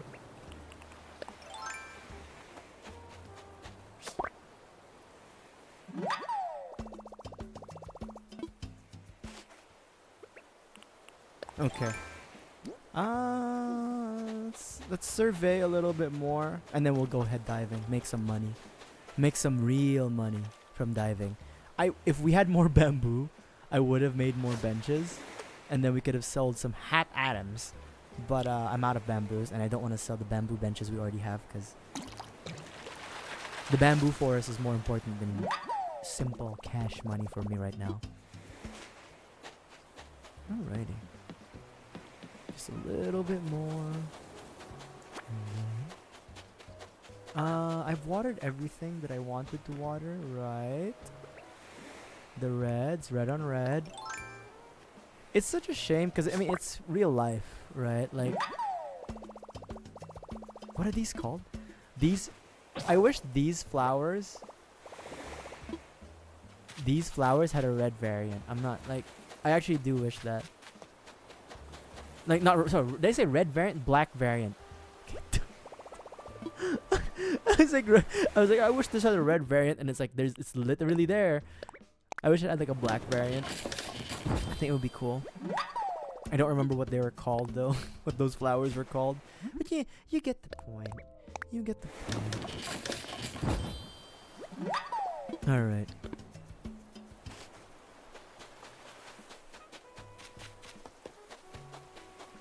Yeah, shit.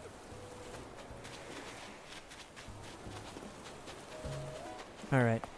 After we catch this fish, we're gonna go back to Tim Tam Tom, sell, drop our things, and then we'll go head back to the water. One full round of diving. I swear to God, if we don't get 50k from that, I don't know what I do.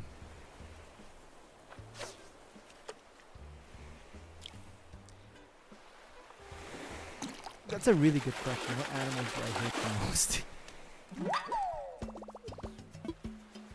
Okay, here's the thing. When you say animal, do you just mean like mammals? Or is it like the broad spectrum of living creatures that exist outside of humans? Because I don't have a specific animal I actually do hate. Like a mammal, I don't. A reptile, I don't. A bird, I don't. But I don't like insects. At all. Like any insect, any creepy crawly, I don't like. I call them insectoids. Like the grouping of all the insects, like bugs, worms. I can. Okay, for like worms, I kind of get like the like that itchy feeling you get whenever you see them, or like whenever you see something like a centipede or like those thorny worms. But insects for me are like the especially cockroaches. Especially like ants are fine. I'm okay with ants because like I'd say okay, I get you guys, you know. Yeah, no, I think cockroaches definitely has to be cockroaches. All variations of cockroaches. Anything that the only way you get rid of is by crushing it. Insect like cockroaches, I really don't like. It's like, it's that crunching, like that. I don't.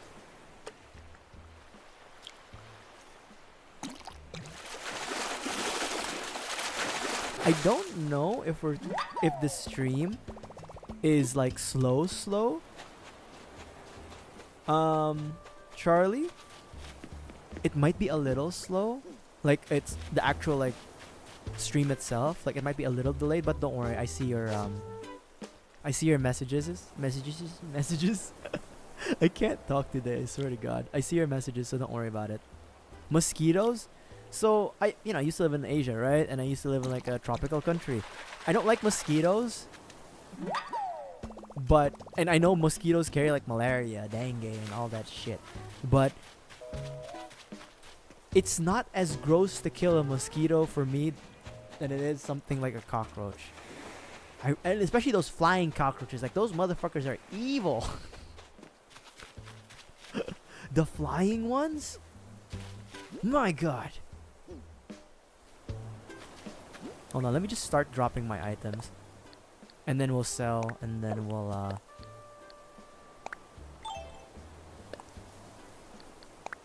But yeah, I don't like cockroaches. I generally don't like insects. Like, I know some people really like, spiders. And like, beetles. More power to you, but keep that shit away from me. Keep that shit away from me. You might also want to try refreshing, Charlie, just in case. Maybe that'll help kind of catch up, but I don't know if that. Again, I don't know if it's the stream or yeah. But you've never seen a cockroach in your life. I don't believe that. That's impossible. Everyone's seen a cockroach at least once. Just thinking about it. My uncle is scared of cockroaches more than me. I'm not scared of them. I hate them. Like if I have to, I will. And I will go. I will throw hands.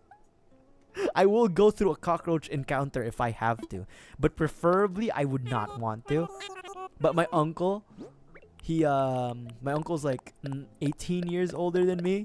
He would literally lose his shit if he saw a cockroach because he was traumatized as a kid seeing a cockroach. Because one cockroach he saw was like on the ground, right? And he was gonna attack it, and it flew to his face. The flying motherfuckers, those flying ones, they're the worst because they catch up to you, right? They surprise you with their antics. Like you were like, oh, this cockroach. Okay, let me grab my slipper. Let me grab my shoe. No, these motherfuckers, they will fly at you. But yeah, and then oh my God, the worst cockroaches, the ones with like the ridges. Those ones are really bad too, because like they have really fat butts. They can't fly as bad. They're not as fast as flying. They can still fly, but but it's any cockroach. I don't like. But any other animal I'm okay with. Like snakes, I'm cool. Scorpions, they're too close to cockroaches. And insectoids. You call them anthropods. No. I call them insectoids. The flying, like butterflies, are okay because they're like they serve a purpose. Bees, they're usually harmless and they serve a purpose. Ants, relatively harmless. I'm not saying bullet ants or something. Just a regular black ant or like a small, not fire ant, but a small like red ant. That's fine. They serve a purpose. But like those motherfucking cockroaches, wasps, nah. I remember when I used to live with my parents, and when they were like living abroad for a year, so they left the house to moths. Moths are annoying because they always like go towards the light, but I'm okay with them. I'm okay with moths. As long as they don't come to me and they don't like, bother me, they're okay. But yeah, I was left to my own devices at my parents' house because they were overseas, and they were like, hey, our son, why don't you just stay at home instead of renting an apartment this year? and then take care of the house for us. And I'm like, okay, whatever you say, mom. And one of my duties as the man of the house was I had to like spray insecticide or pesticide and insecticide all over like the yard and stuff. My god, dude, I was like spraying insecticide on like the foundations of the house and then like on the window rims, and I swear to god, a fucking wasp came out of nowhere. But this motherfucker did not know. This flying piece of shit did not know that I was armed. I was armed with like pure insecticide. The moment I saw it, I just started spraying. I switched. Because when you spray insecticide, it has two modes. It has the hose mode, which is like a strong stream of insecticide. And there's the spray mode. Dude, I switched that shit to spray, got it down, and then switched back to stream mode. I killed that wasp. And I also killed its nest by spraying it with insecticide. I sound so evil, but that was do or die. Okay, that was life or death for me. Spiders? It depends on the spider. It really depends on the spider. If it's like a house spider, there he is.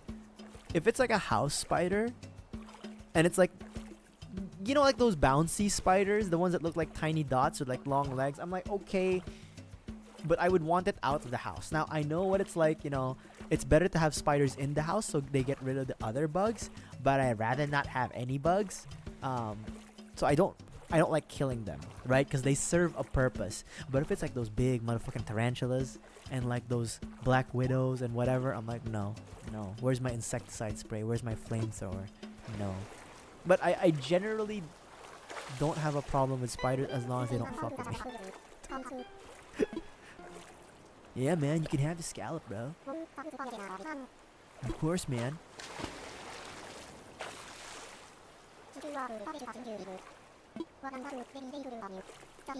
Lay some truth on me, Pascal. What you got, bro?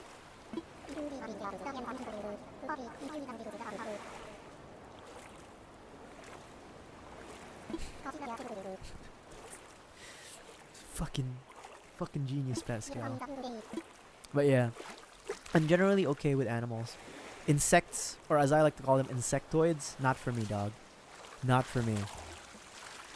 Also worms, like grubs. I know there's some cultures around the world that eat like grubs or that eat like, beetles as a good source of protein, and I respect that.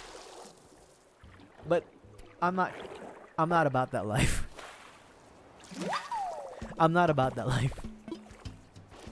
You can eat the coconut grubs, so there's like coconut grubs that are really high in like vitamins and protein. But I'm not about that life, bro. That's not me. I don't mess with that.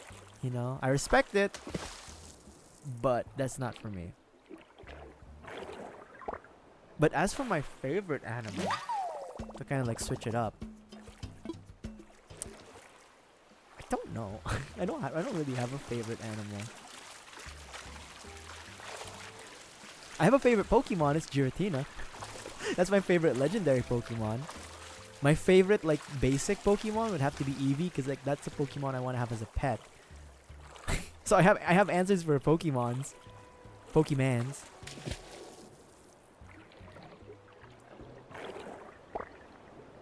See, I don't. So you know how they say like every year you eat like 5 spiders at night, and I'm like, how would you know that? I don't.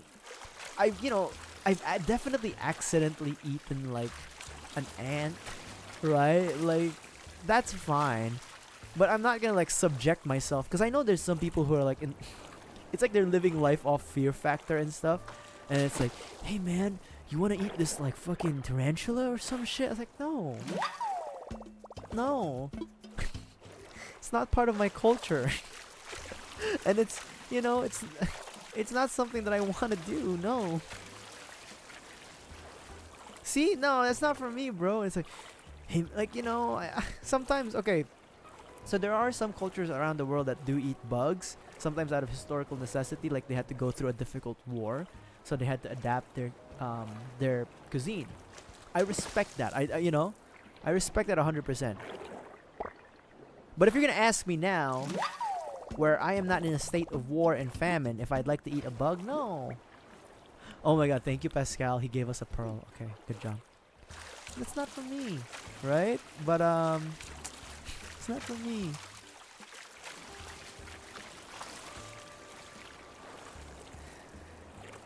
Oh, you know what's the worst? There was this movie called Snowpiercer, which was like with Chris Evans, and it was directed by Bok Joon-ho, I think. I'm not sure if it was Snowpiercer. It was Snow something. I forgot the title. I think it was Snowpiercer, but this is a big spoiler. This is a big spoiler.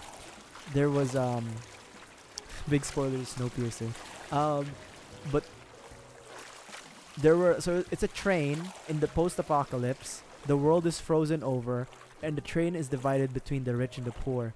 And what the poor eat are like these brown bars of like, basically brown bars, right? Like random food, random gelatin. And these brown bars were made out of cockroaches. And I was like, no. No. Like even thinking about it now, no. Like the hair on the back of my neck is like fucking standing now. Thinking about no. It's not for me, man. You know? It's not for me. See, no, I'm not about that fear factor life. You can have that fear. You can have my share. If you want. And you know what's the worst part? The scene where they exposed that the bars were made out of the cockroaches was like the fucking grossest thing ever.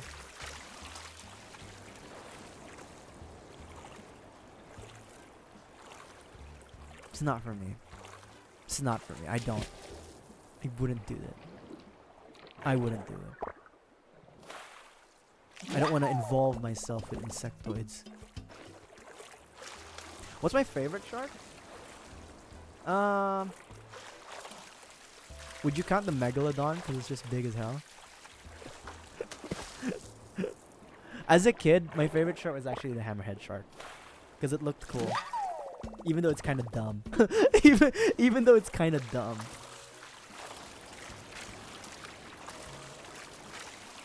My favorite dinosaur is the ones with like the skull caps. I like those ones. I can't remember its name. It's basically Cranidos. Because I think it's just cool that like someone just has a skull cap. Like your whole life, your whole entire species evolved to just like butt heads. And like I think they also had like sharp thumbs too at the same time, I want to say. Like that was cool. That's cool. Spinosaurus was also cool because of Jurassic Park 3. Like they made the Spinosaurus so cool, even though it's not really like, it's aggressive, like a crocodile, but it's not like a killer. I think I've talked about this before, but I have to bring it up again. I am a cat person more than I am a dog person. I appreciate dogs. I like dogs, but I can never be responsible for a dog. Too much energy. Too much like excitement. Like you gotta take a walk. Come on, man. Like I don't even go out for walks. So I'm definitely more of a cat person. And the place where I went to in university, and I've mentioned this before, but it had a lot of cats on campus, so that's kind of like where I grew to love cats. They're just chill, you know? But you know what? Cats are messed up too. They like attack cicadas. So there was this cat on campus, and it was like cicada season. And it just like fucking attacked. It would like play with a cicada. And this is like, we had like the registrar's office in university, like where you had like admissions and you can pay like your tuition if you have to, if you had any questions for like the admin. It was like that hallway, and there was just this cat fucking around with like a cicada. It would let it go away, it would let it run away for a little bit, and it would pounce on it, slash at it, and then push it out, and then let it run away again. That cat was evil. And I was just looking at it this whole time, and I was like, "What the fuck are you doing?" And it looked at me, and it kept scratching the cicada. Evil fucking cats, man. But I love them. I love cats. And I feel like it was just playing. It was just playing. But yeah. I feel like it's cause of my personality that I prefer cats over dogs. I wouldn't mind a dog, but not for me, man. Too excitable. My grandma, she has like this, I think it's like a half-breed corgi, but it's mostly a corgi.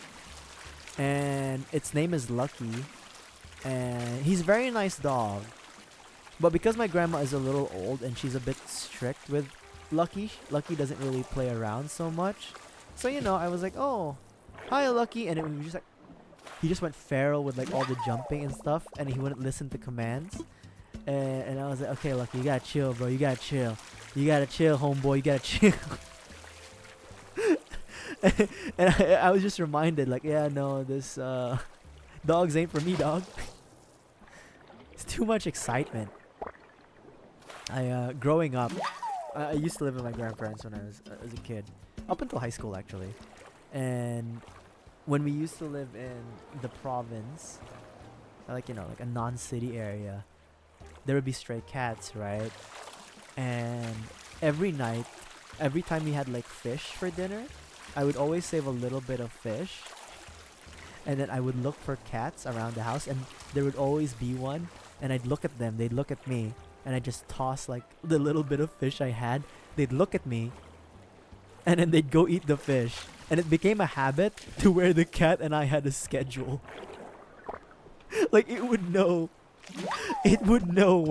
when I would show up, and it would know the days I wouldn't show up. Maybe it could smell like the fish being cooked, and then it would be, okay, that chubby kid is gonna throw some fish at me. It's time. I don't know what happened to that cat. He was a stray, or they were a stray. I didn't figure out what kind of cat it was, but yeah, it was like my childhood encounter with a cat. It's just like throwing fish. Part of the reason why I threw some fish at it was because I don't really like fried fish. I like it now because I'm an adult and I can appreciate it, how simple it is. But as a kid, I was like, fried fish again? Especially if it's slightly overcooked and it's not crispy. Like, it's just dry. I was like, damn it. So I fed some to the cat. Oh my god.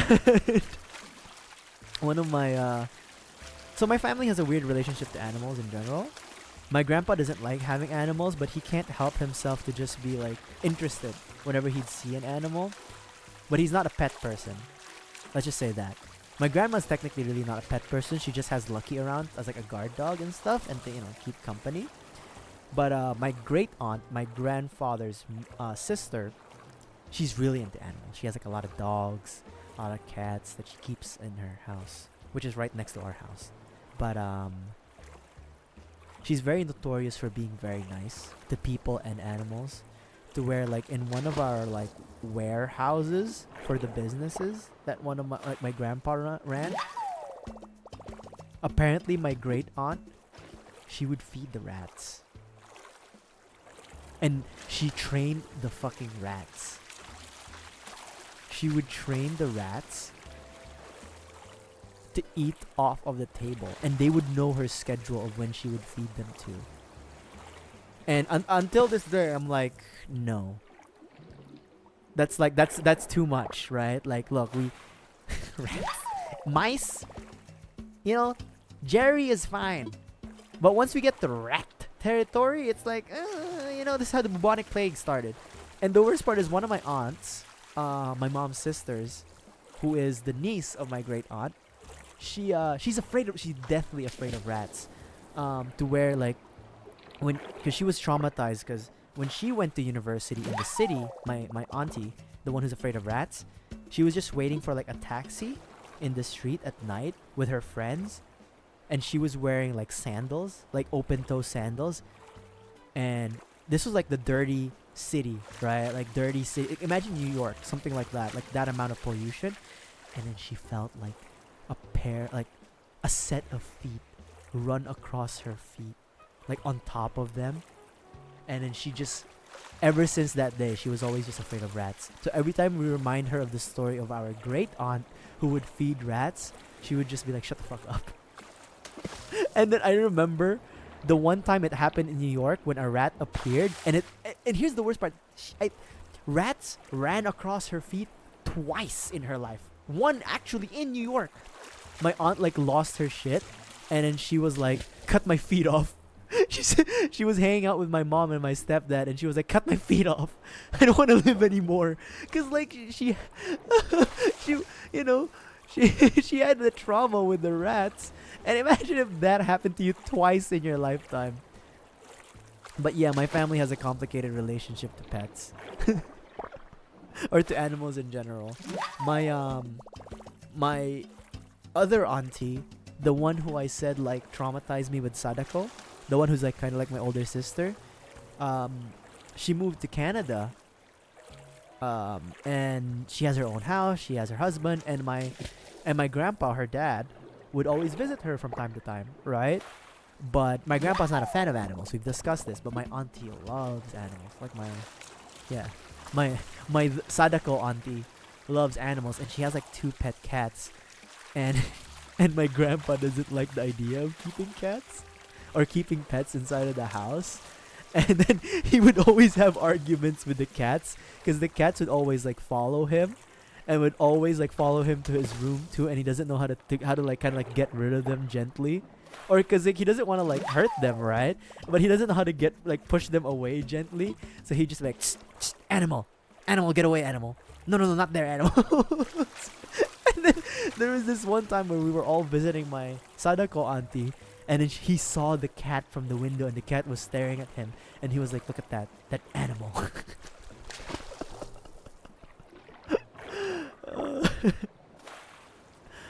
My god. That animal. Rats. So yeah, it's a complicated relationship with pets.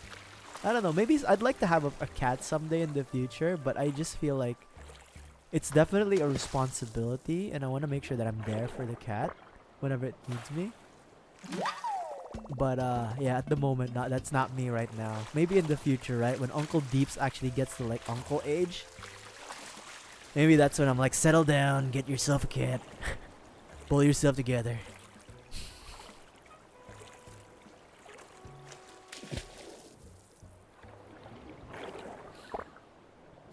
That rat story. Dude, that rat shit is like... City rats are different though. Like, Charlie, you say you'd like a rat, but I've seen a rat bigger than the size of a cat. Those motherfuckers are evil. Like, I literally saw when I was in college, like, it was like pilfering. It was like looting a trash can or like a trash bag in the streets. And it was like the size of a fucking medium-sized cat. And I was like, what the fuck? My mom is afraid of like lizards in general. It's cause her uncle from my grandma's side, her mom's side, traumatized her in saying if you don't finish your food, a gecko would stick in your skin or on your skin, and then you can't get it off, and it would rip your skin off if you try to tear off the gecko if you don't finish your food. That's some fucked up shit. So I remember as a kid, one of my memories with my mom is we were going to like this resort as a family, like the entire family, like with my aunties and uncles, and I was like 4 or 5, and we had like some house help with us who would like help like take care of like the house, but then she was there to help take care of me because my mom was relatively young at the time.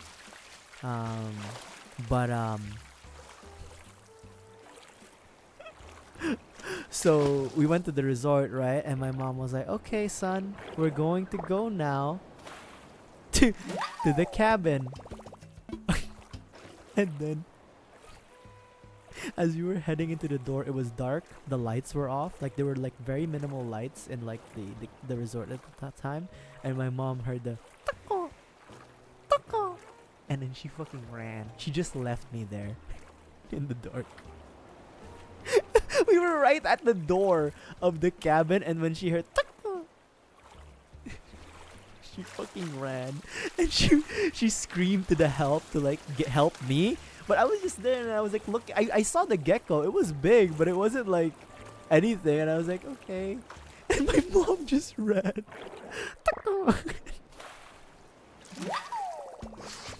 Oh, and I was like, okay. And until this day, my mom doesn't like lizards. We went to another resort, and I was much older. It was like a few years back. We went to like Cancun or something, just for like a family trip. And they had monitor lizards. They had like big ass lizards. And me and my stepdad were like, yo, that's some cool shit, man. And my mom was like, you two fuckers better get back here. She literally cursed us out to get back. Because it was like a cool lizard, dude. Like, you've ever seen like a big ass lizard? It was like moving slow. It was like chilling. It was like sticking its tongue out. And my mom was like, you two fuckers better get back here. And I was like, I wasn't like being, okay, I was teasing my mom a little bit, but I was trying to like get her to like not be afraid, because these lizards were everywhere in like the middle of like the garden of the resort. So I wanted to make sure that she would be comfortable, at least relatively comfortable around. So I was like, look, mom, these lizards aren't gonna hurt you. And she was like, shut the fuck up, let's get out of here. She's like, shut the fuck up, boy, let's get out of here. Okay. It's like, whatever, mom. Oh my god.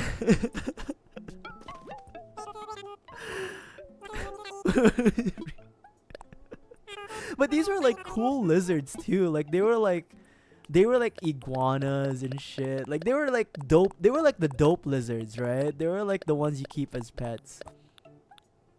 But that very same grand uncle or great uncle, her uncle, my mom's uncle, that very same guy, he kept a fucking like alligator in his house. Like he would have like this cement pond, and like he would be like, boy, watch your step. And I was like, why is that, Tito? Like that's what we call our uncles, Tito. And he was like, boy, watch your step. I was like, why, Tito? Because like we were crossing like this plank. It's like crossing the plank, like literally walking the plank. We were crossing this plank because like there was a canal. And then the only way to get through the canal was like to cross this like really like short plank. And he was like, watch your step. And I was like, why, Tito? Well, there's an alligator there. I was like, what, really? And he was like, yeah, let me show you. So he pulled me to one side, and he pointed at this one fucking like cement pond, and there was this big ass alligator. And I was like, why the fuck do you have an alligator? And he was like, I found it. Okay, that doesn't explain why you have it. I think it's like, it's for, I'm not sure, but I think like in some cultures, I'm not sure if it's in my culture, like keeping lizards is like a sign of good luck. Maybe, I'm not sure, but I think that's what it is. I don't know, dude. He had like he just had an alligator. So in the Philippines, people do like this. I wish I was making this up, but in the Philippines, some people just do keep alligators and crocodiles as pets. I don't know why. I think it's a cultural thing. There's something about it. But my great uncle just so happened to just own an alligator that was just sitting there. I have to ask my grandma, cause he's her brother. I have to ask my grandma if they still have the fucking alligator or not.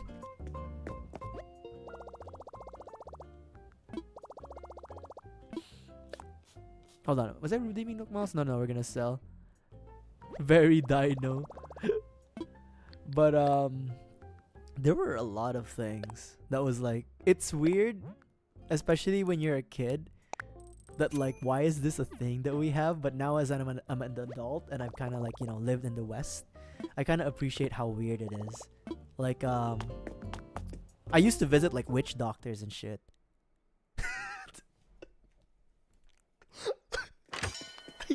I as a kid, I was very sickly. I don't know why, but I was very sickly. I had tonsillitis, and then I had bad tonsillitis to where like when it flares up, I would get like fevers to like 40 Celsius and stuff like that. So it was pretty bad. So my grandma was always worried about me, especially because she was taking care of me at the time. So we would one of like the indigenous or the native remedies to like illnesses is to get like a massage to kind of like remove all the bad air in your body. And this masseuse would like pray over you with a combination of like folk religion and Catholicism.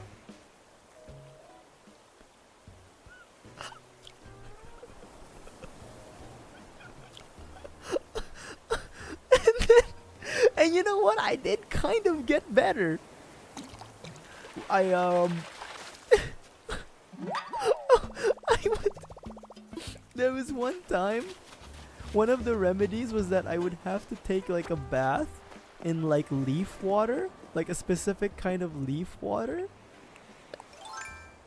And another one would be that we would have to like wrap my body at night before I sleep with some kind of leaf of a plant called atis, which is ATIS. That's how you spell it, atis.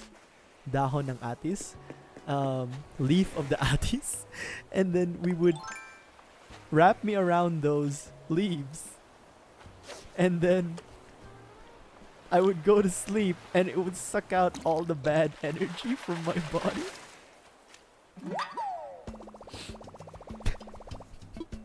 And then when I'd wake up, the leaves obviously would be oxidized, right? Because it was exposed to body heat, especially if I was running a fever, it would be exposed to body heat and then it was separated from the tree. So obviously it would like discolor and then like kind of oxidize.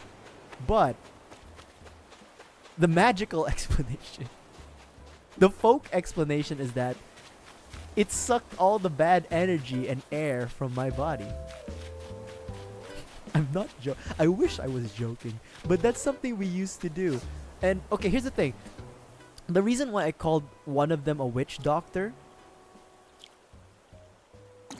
is because my grandpa and grandma and I would have to drive to like a secluded area in a forested zone. It was the streets were paved, but it was like in a secluded area surrounded by the forest, and her house would be the only house with a light on. And then she would apply the massages and the spells.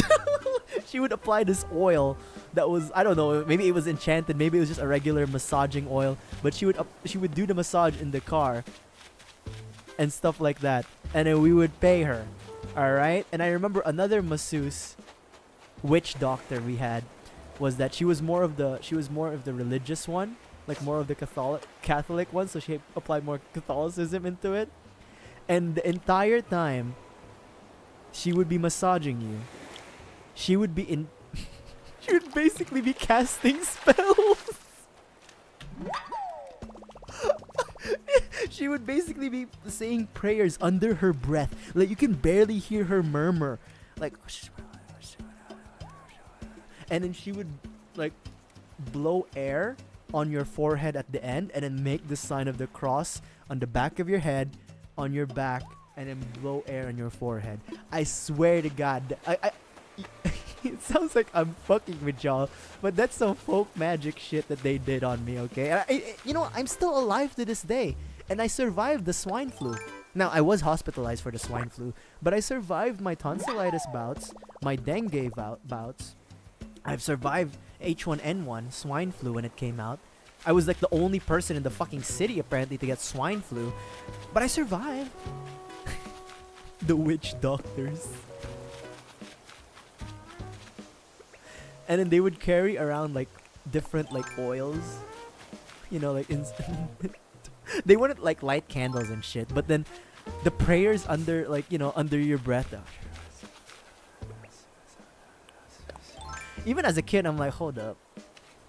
right? Like when you hear like that shit, and you know, like I was already watching cartoons at that age, so I was like, okay, this is some witch shit. And what's funny is like I partially grew up in the province, so when I talked about this with my college friends who mostly grew up in the city, they would be like so surprised, cause like this is some this is some rural shit, bro. Like this is some like this is some magic shit. Immune system. I did have an immune system with a Victorian child as a kid. It was so bad. I'm much better now, to be honest. But I'm way better now. I think it's because of the magic spells. But I had to go through the years of magic massages.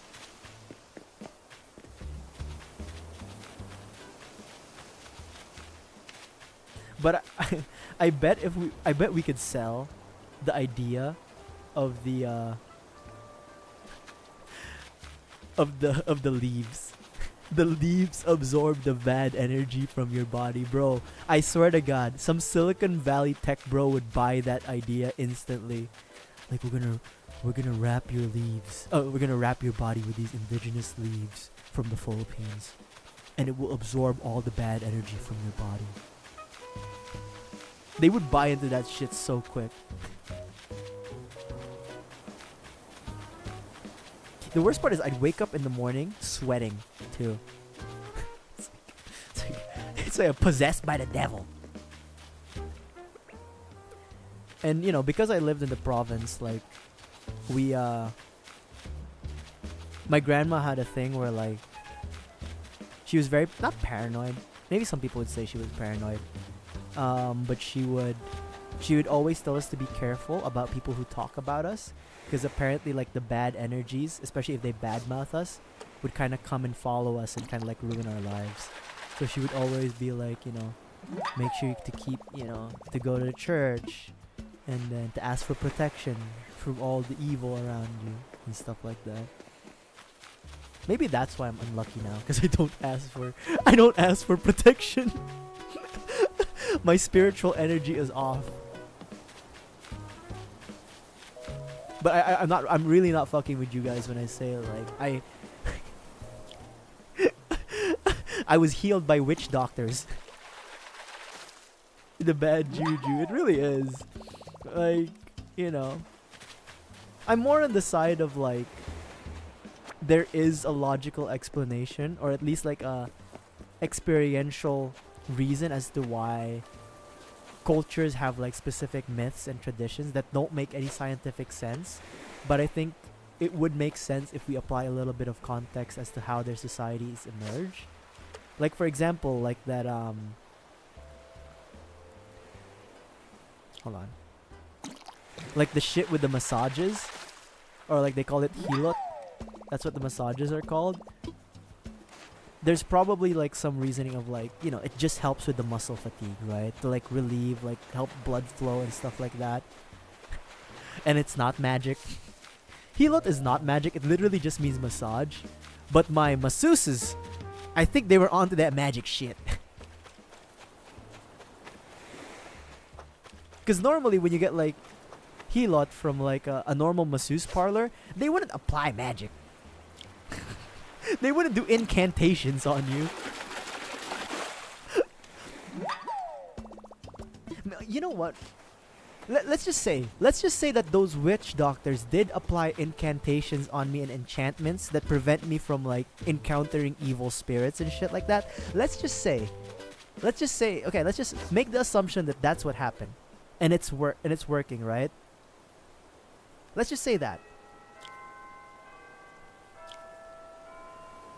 Now, I've never had a paranormal encounter in my life. And that my, air quotes, ancestral house, basically the house of my grandparents, it was apparently semi-haunted by like a spirit of a white lady. Not like a Caucasian lady, but a lady who's like... a lady who's like covered in all white. And it was... And one of our like house helps who, when my grandparents don't live in the house, she would ask one of the workers of my aunt, or my great aunt, to like visit the house once in a while just to make sure things were okay.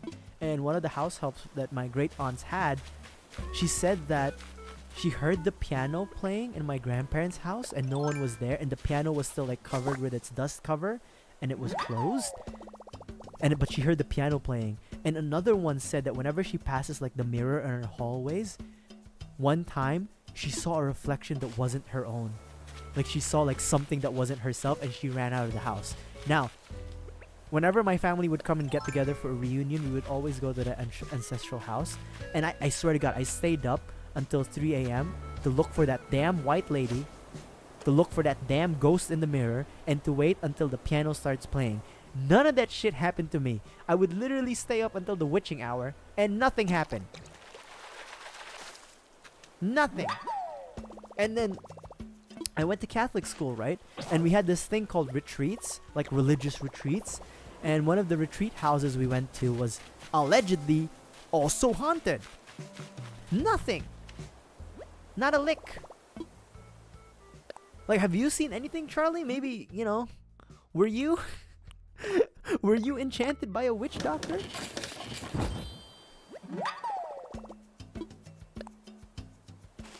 Like, I want to believe that there's like ghosts and aliens just because it would make the world more fun.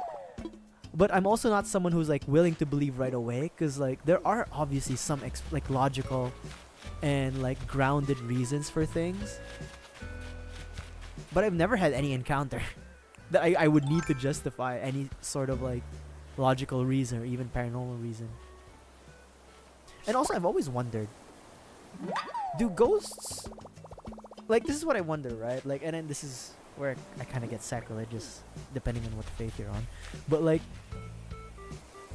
let's say a Japanese.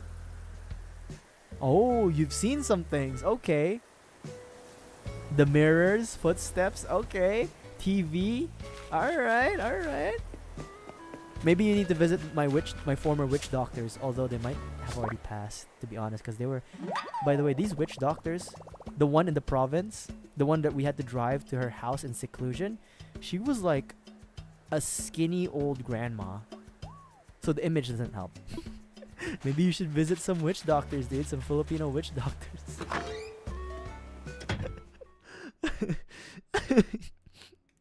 Drive the evil spirits away. But what was I saying? Oh, I kind of lost. Oh, something about ghosts. So like, do ghosts and demons are they only weak to the magic or to the holy power, to the divine power of their associated religions? Like, for example, let's say the grudge curse or like Sadako, right? Can they only be like destroyed by Shinto curses, or like does the Christian and Catholic ones work? They can also fix your back. I don't think I'm gonna be real, I don't think the leaves would have helped my broken back. Maybe the broken spirit? Spiritual back? But yeah. Do shit. Damn. We really thought there, Let's do some tree shakes, shall we? But yeah. I wonder about ghosts. Are they only weak to the religion that they're tied to? Like, let's say the typical like Judeo-Christian demon, right? The Azazel shit. Does only Christian, Jewish, or like, you know, Judeo-Christian magic work with them, and Shinto magic doesn't work on them? Right? It's like there's so many cultures out there with different forms of spirituality and spirits and like, you know, evil energies and demons and shit. It's a good question to ask of like, okay, if Sadako comes up, can I bring like an exorcist, like a Vatican exorcist, or do I have to bring in a Shinto one? Do I have to bring in a Buddhist one? And like, if Satan possesses me, can I just ask a Shinto priest or a Buddhist priest to help me, or do I have to get a Vatican exorcist for that? That's a very valid question, right? So if we make the assumption that spirits and evil shit exist, I just need to know what kind of magic works. I just need to know who to call. You know? If it's one of the demons from like Jewish, the Kabbalah tradition, do I gotta call like a specific Kabbalah priest? If it's like a jinn, do I gotta call an imam? I just need to know, man. I just need to know who to call. Maybe the priests would know. They have an associate. They know each other. And it's like, I call like a priest and it's like, hey man, I got something. And he's like, okay, let me go check it out. And he's like, yeah, no, this isn't really my my department. Let me call in my Buddhist friend. let me call in my Buddhist friend. And the reason why I said like that question is a bit sacrilegious is because, again, if you do believe in like the Judeo-Christian God, it doesn't matter what kind of evil entity it is, right? Like your faith and your faith and belief in your God should be enough to vanquish that being. But you know what? I gotta ask, man. They didn't have Jesus in Japan, so I just gotta ask the question just to be sure. You know, I want to visit Japan one of these days. I just gotta be sure, right? Like, can I just run back? Can I just run back to my typical priest, or like, do I have to like involve a Shinto priest? Right? When Sadako appears, I just gotta know, man. What's going on? Sure, what you got?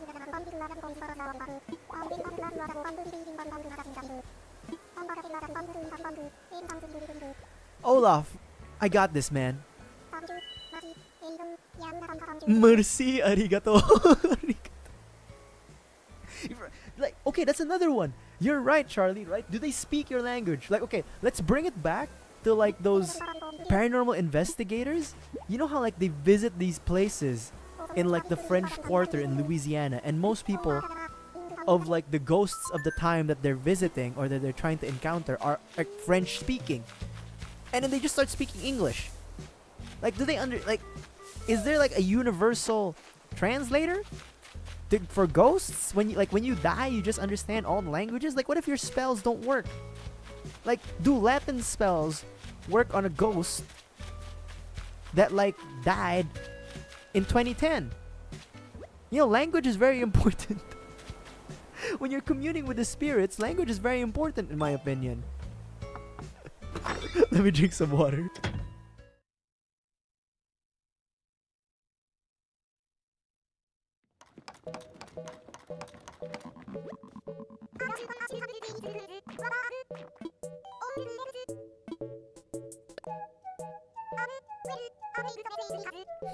Okay, there it is. I guess we'll give the gift to Bubbles later. But right, like the question is, okay, like let's say somewhere out there, I'm gonna transition my YouTube channel to hunting ghosts, and I go to Japan and I go to like this haunted location and I just start speaking English. Would the ghosts even understand what the fuck I'm saying? Or like, let's say you only know Mandarin. Would the ghosts know what the fuck you're saying? Make sure you stay hydrated, Octogirl. Stay hydrated, stay cool, and stay, as much as possible, stay in the shade. But if you have to be out, stay hydrated, wear some sunscreen. But like, do ghosts, I swear to God, right? Like, you'd think that like ghosts wouldn't understand what the fuck you're saying if you don't speak their language. And I know, and here's the thing, language, especially languages that are being used up until this day, like English, it always transforms.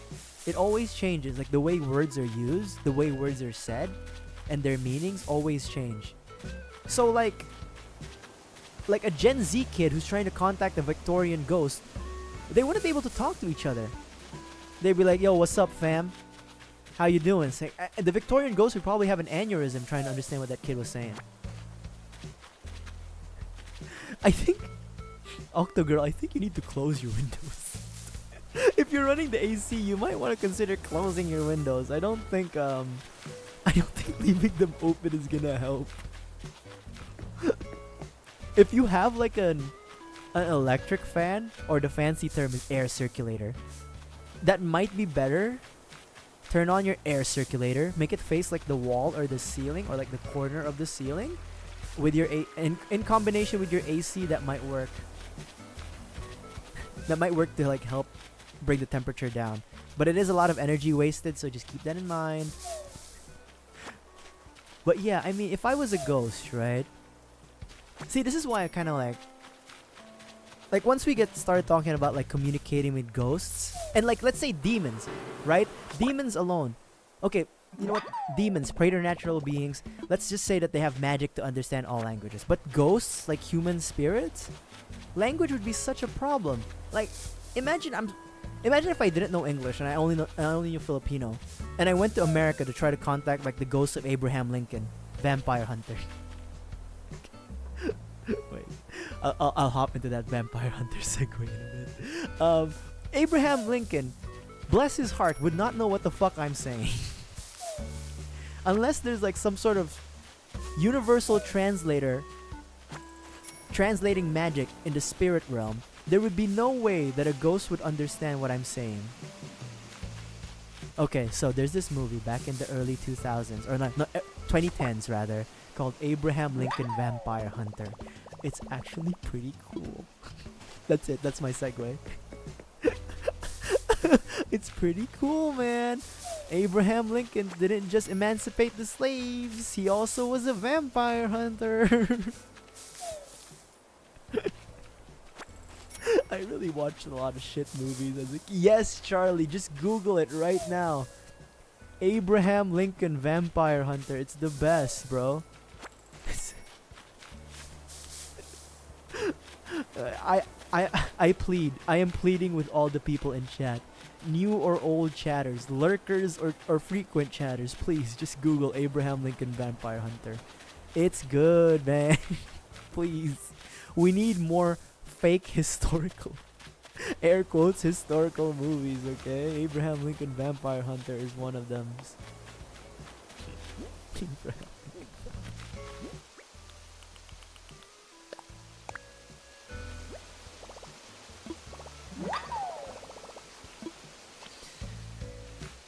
But you know, I would like to encounter a spiritual being, to be honest. I would like to. Like, I don't know, just because I think it's interesting, right? Like, I'm actually more afraid that there's an afterlife. Truth be told, I'm more afraid of the prospects of there actually being an afterlife than there isn't. Because that implies that there is a hell. Yes. Yes, Abraham Lincoln Vampire Hunter from 2012. That is it. That is it, baby. That's the one.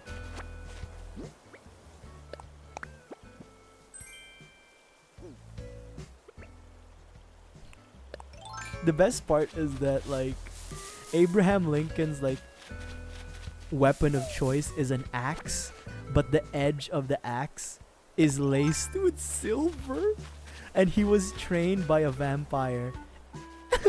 It's so good. He was trained to fight vampires by a vampire. It's so good. It's so bad. It's so bad that it's so good. Abraham Lincoln Vampire Hunter. It's good, man. I swear to God.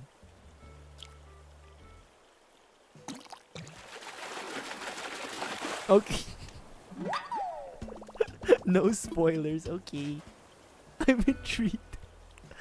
Okay. Spreading the truth about Abraham Lincoln. Not only was he president of the United States, not only did he free the slaves, not only did he unite the United States, he was also a vampire hunter.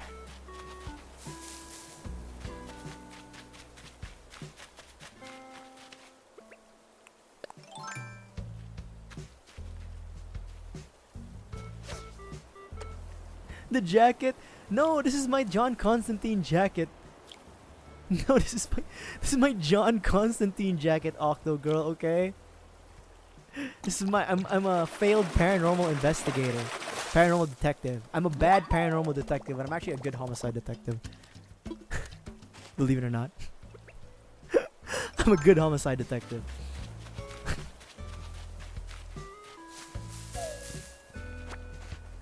Actually, also, if you guys do get the chance, definitely watch the Constantine movie with Keanu Reeves. It's not accurate to the comics, to the original Hellblazer comics, but it's very, very good. And it's my introduction to Constantine. It's a very good introduction to Constantine, like to get you interested. Just remember that Constantine is not American though in the comics. He's British. He's British.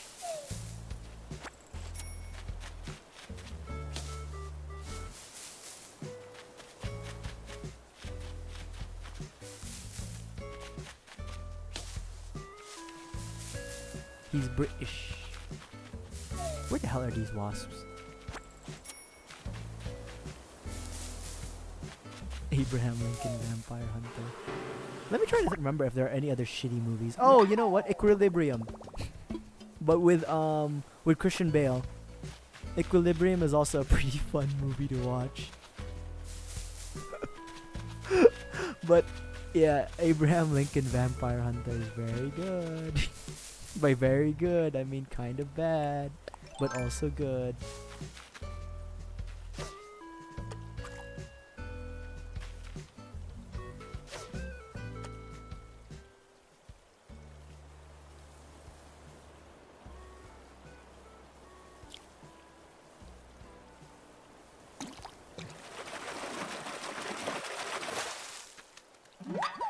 Actually, you know what? Now that I think about it, I talked about this yesterday. I don't know if y'all were here about how as a kid, I watched like crappy movies off my iPod Touch. But Abraham Lincoln Vampire Hunter was one of them. I remember now. I didn't watch it. I remember now. I watched Abraham Lincoln Vampire Hunter on my like iPod Touch. You'd be surprised how your like childhood interests carry over to your daily, like to your life as an adult. Because there's no way in hell I would have thought that at my age right now, one, that I'd be streaming and people would actually be listening to me. And then two, that I'd be talking about Abraham Lincoln Vampire Hunter on stream. So you never know where life takes you, kids. That's the lesson. And you always carry everything you experience with you, no matter what people say. The truth is, you always carry your experiences with you. The good, the bad, the beautiful, the ugly. They what make you who you are. It's just a matter of how you interpret everything and live your life. Some of us live our lives remembering Abraham Lincoln Vampire Hunter. And you know what's the worst part? This was the time, like that 2010 to 2015 era, there were a lot of like good Abraham Lincoln movies coming up. Like Lincoln, like proper biopics that showed the life of Abraham Lincoln. I didn't watch any of that shit. I watched Abraham Lincoln Vampire Hunter. I didn't watch the proper shit. Like I would never want to watch like the Steve Jobs bioflick or the biopic, to be honest, unless it said like Steve Jobs, like assassin for the Pope, you know, Vatican assassin. I wouldn't watch any like biopics. I'm interested in the Okay, for real though, I'm kind of interested to watch the Elvis one, but if it said something like Elvis, Hunter of the Dark, I would watch it. Turns out like the King of Rock. How you doing, mama? Graceland is actually a sanctuary. Sanctuary for the beings of light. Then I would have watched Elvis. But it's not. It's just a regular biopic. Or like Elton John. Slayer of Evil. I would have watched it. You know what? We should...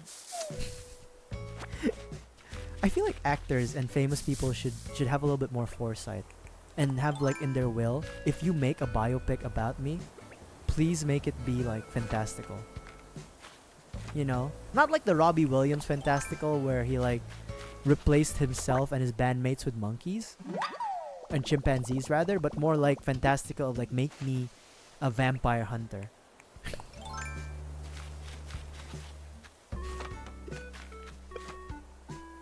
I do feel like Abraham Lincoln Vampire Hunter is a bit disrespectful to Abraham Lincoln. Not gonna lie.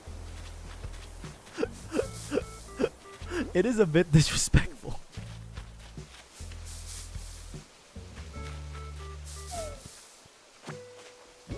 No. It's not? Really? It makes you interested in American history more, right? Gives you better insight, makes you interested, right? If I ever was famous, I'd be like, in my will, my biopic should be, okay, let's set this in now. Deeps. Hold on, Demon Slayer. There we go. But I'm not a demon slayer, I'm just an exorcist.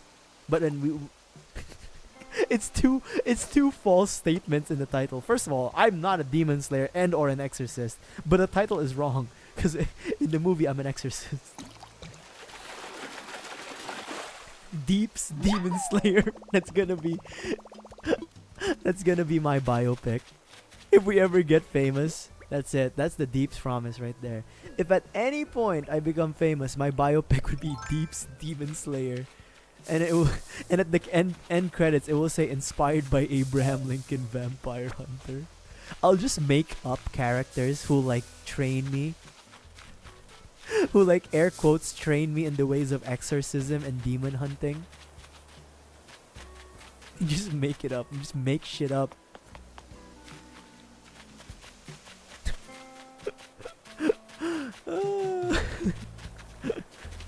Alright.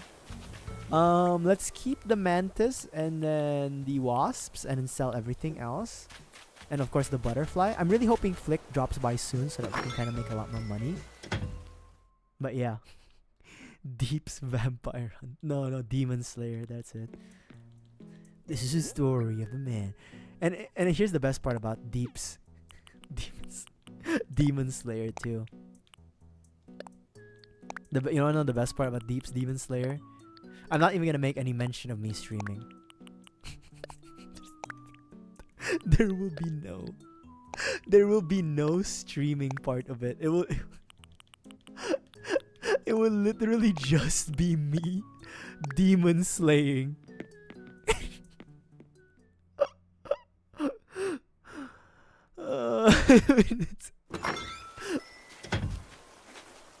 And my choice of weapons are like 2 sticks, like Eskrima sticks, like Nightwing, made out of silver and gold. The reason why is because in a pinch, I could make the sticks into a cross. Right? Right? You're feeling it now, right? You're feeling it now. You're feeling it now. I'll combine it into a cross. And that's like the end of the movie. It's like I fight like Azazel or some shit like that. She's still making something. My god. Bubbles, I need to give you something.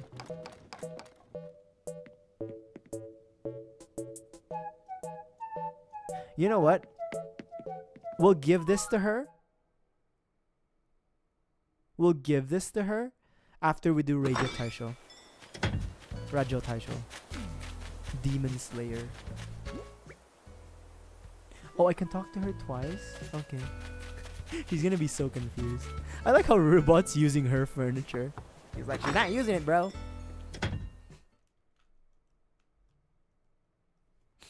Alright.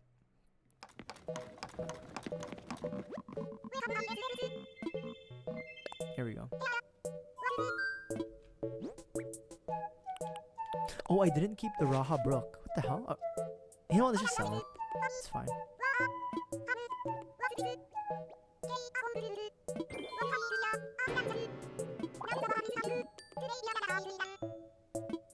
Yeah, try it on.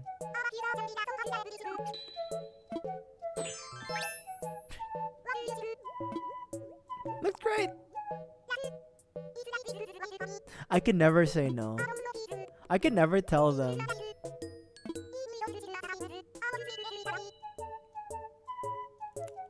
It's a really good lesson. That's a really good lesson. Okay, you're very welcome, Bubbles. Okay.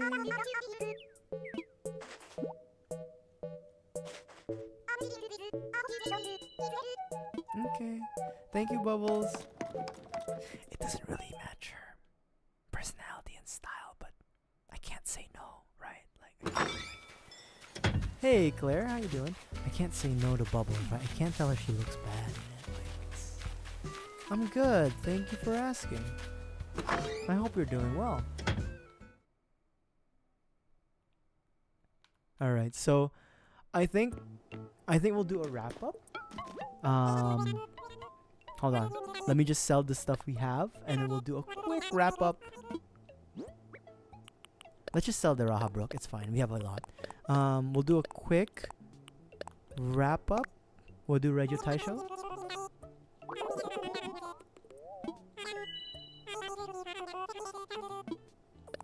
Deal. Alright, so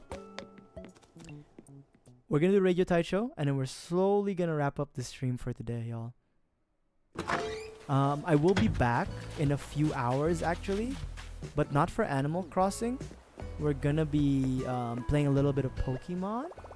We're gonna try to evolve our little boy Rio into a Lucario. Hopefully. We'll see, right?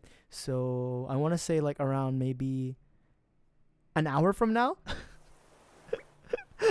The serial killer is in the middle. I know what you did last summer.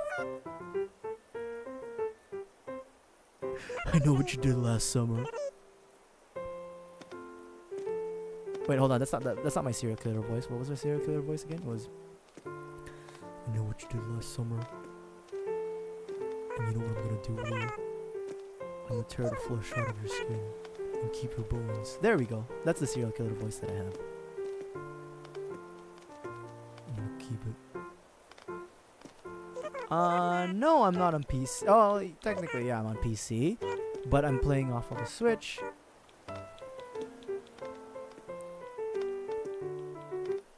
Technicalities.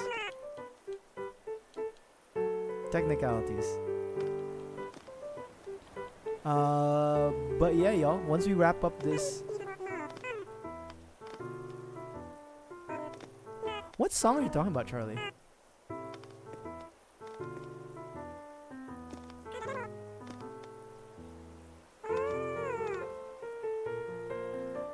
I know what you did last summer. Oh god, we're lagging behind.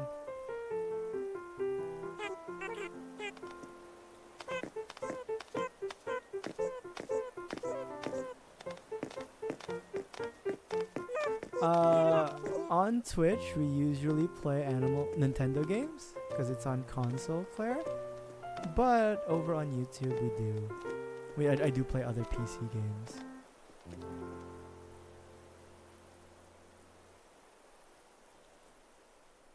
Alrighty.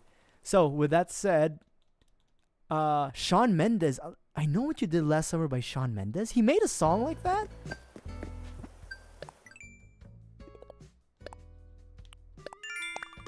Huh. Okay. For some reason, I wouldn't think it would be Shawn Mendes. But you know what? The more you know. Alrighty. But, with all that said, ladies and gents, we're gonna wrap up today's stream for Animal Crossing. I think we accomplished a lot. We got new plants, we've taken care of the daily chores, and we've got our debt down to 200k. To be honest, a little bit smooth sailing with the debt. Now that, we don't really have a lot of pressure, to be honest. There's really no pressure. And hopefully, the turnips that we have here will sell for a good price tomorrow and the day after. If not tomorrow. But yeah, we will be back in around an hour to play some Pokemons. We're gonna train Rio, our little boy Rio, to become a Lucario, hopefully. But yeah, with all that said, ladies and gentlemen, thank you for dropping by, everybody who came by. I always appreciate y'all. To the folks at YouTube, leave a like and subscribe. And to the folks at Twitch, feel free to drop a follow. And I'll see you guys in an hour or so. Alright, peace out, everybody. I'll see you in a bit. Bye. I know what you did last summer. Bye. Bam.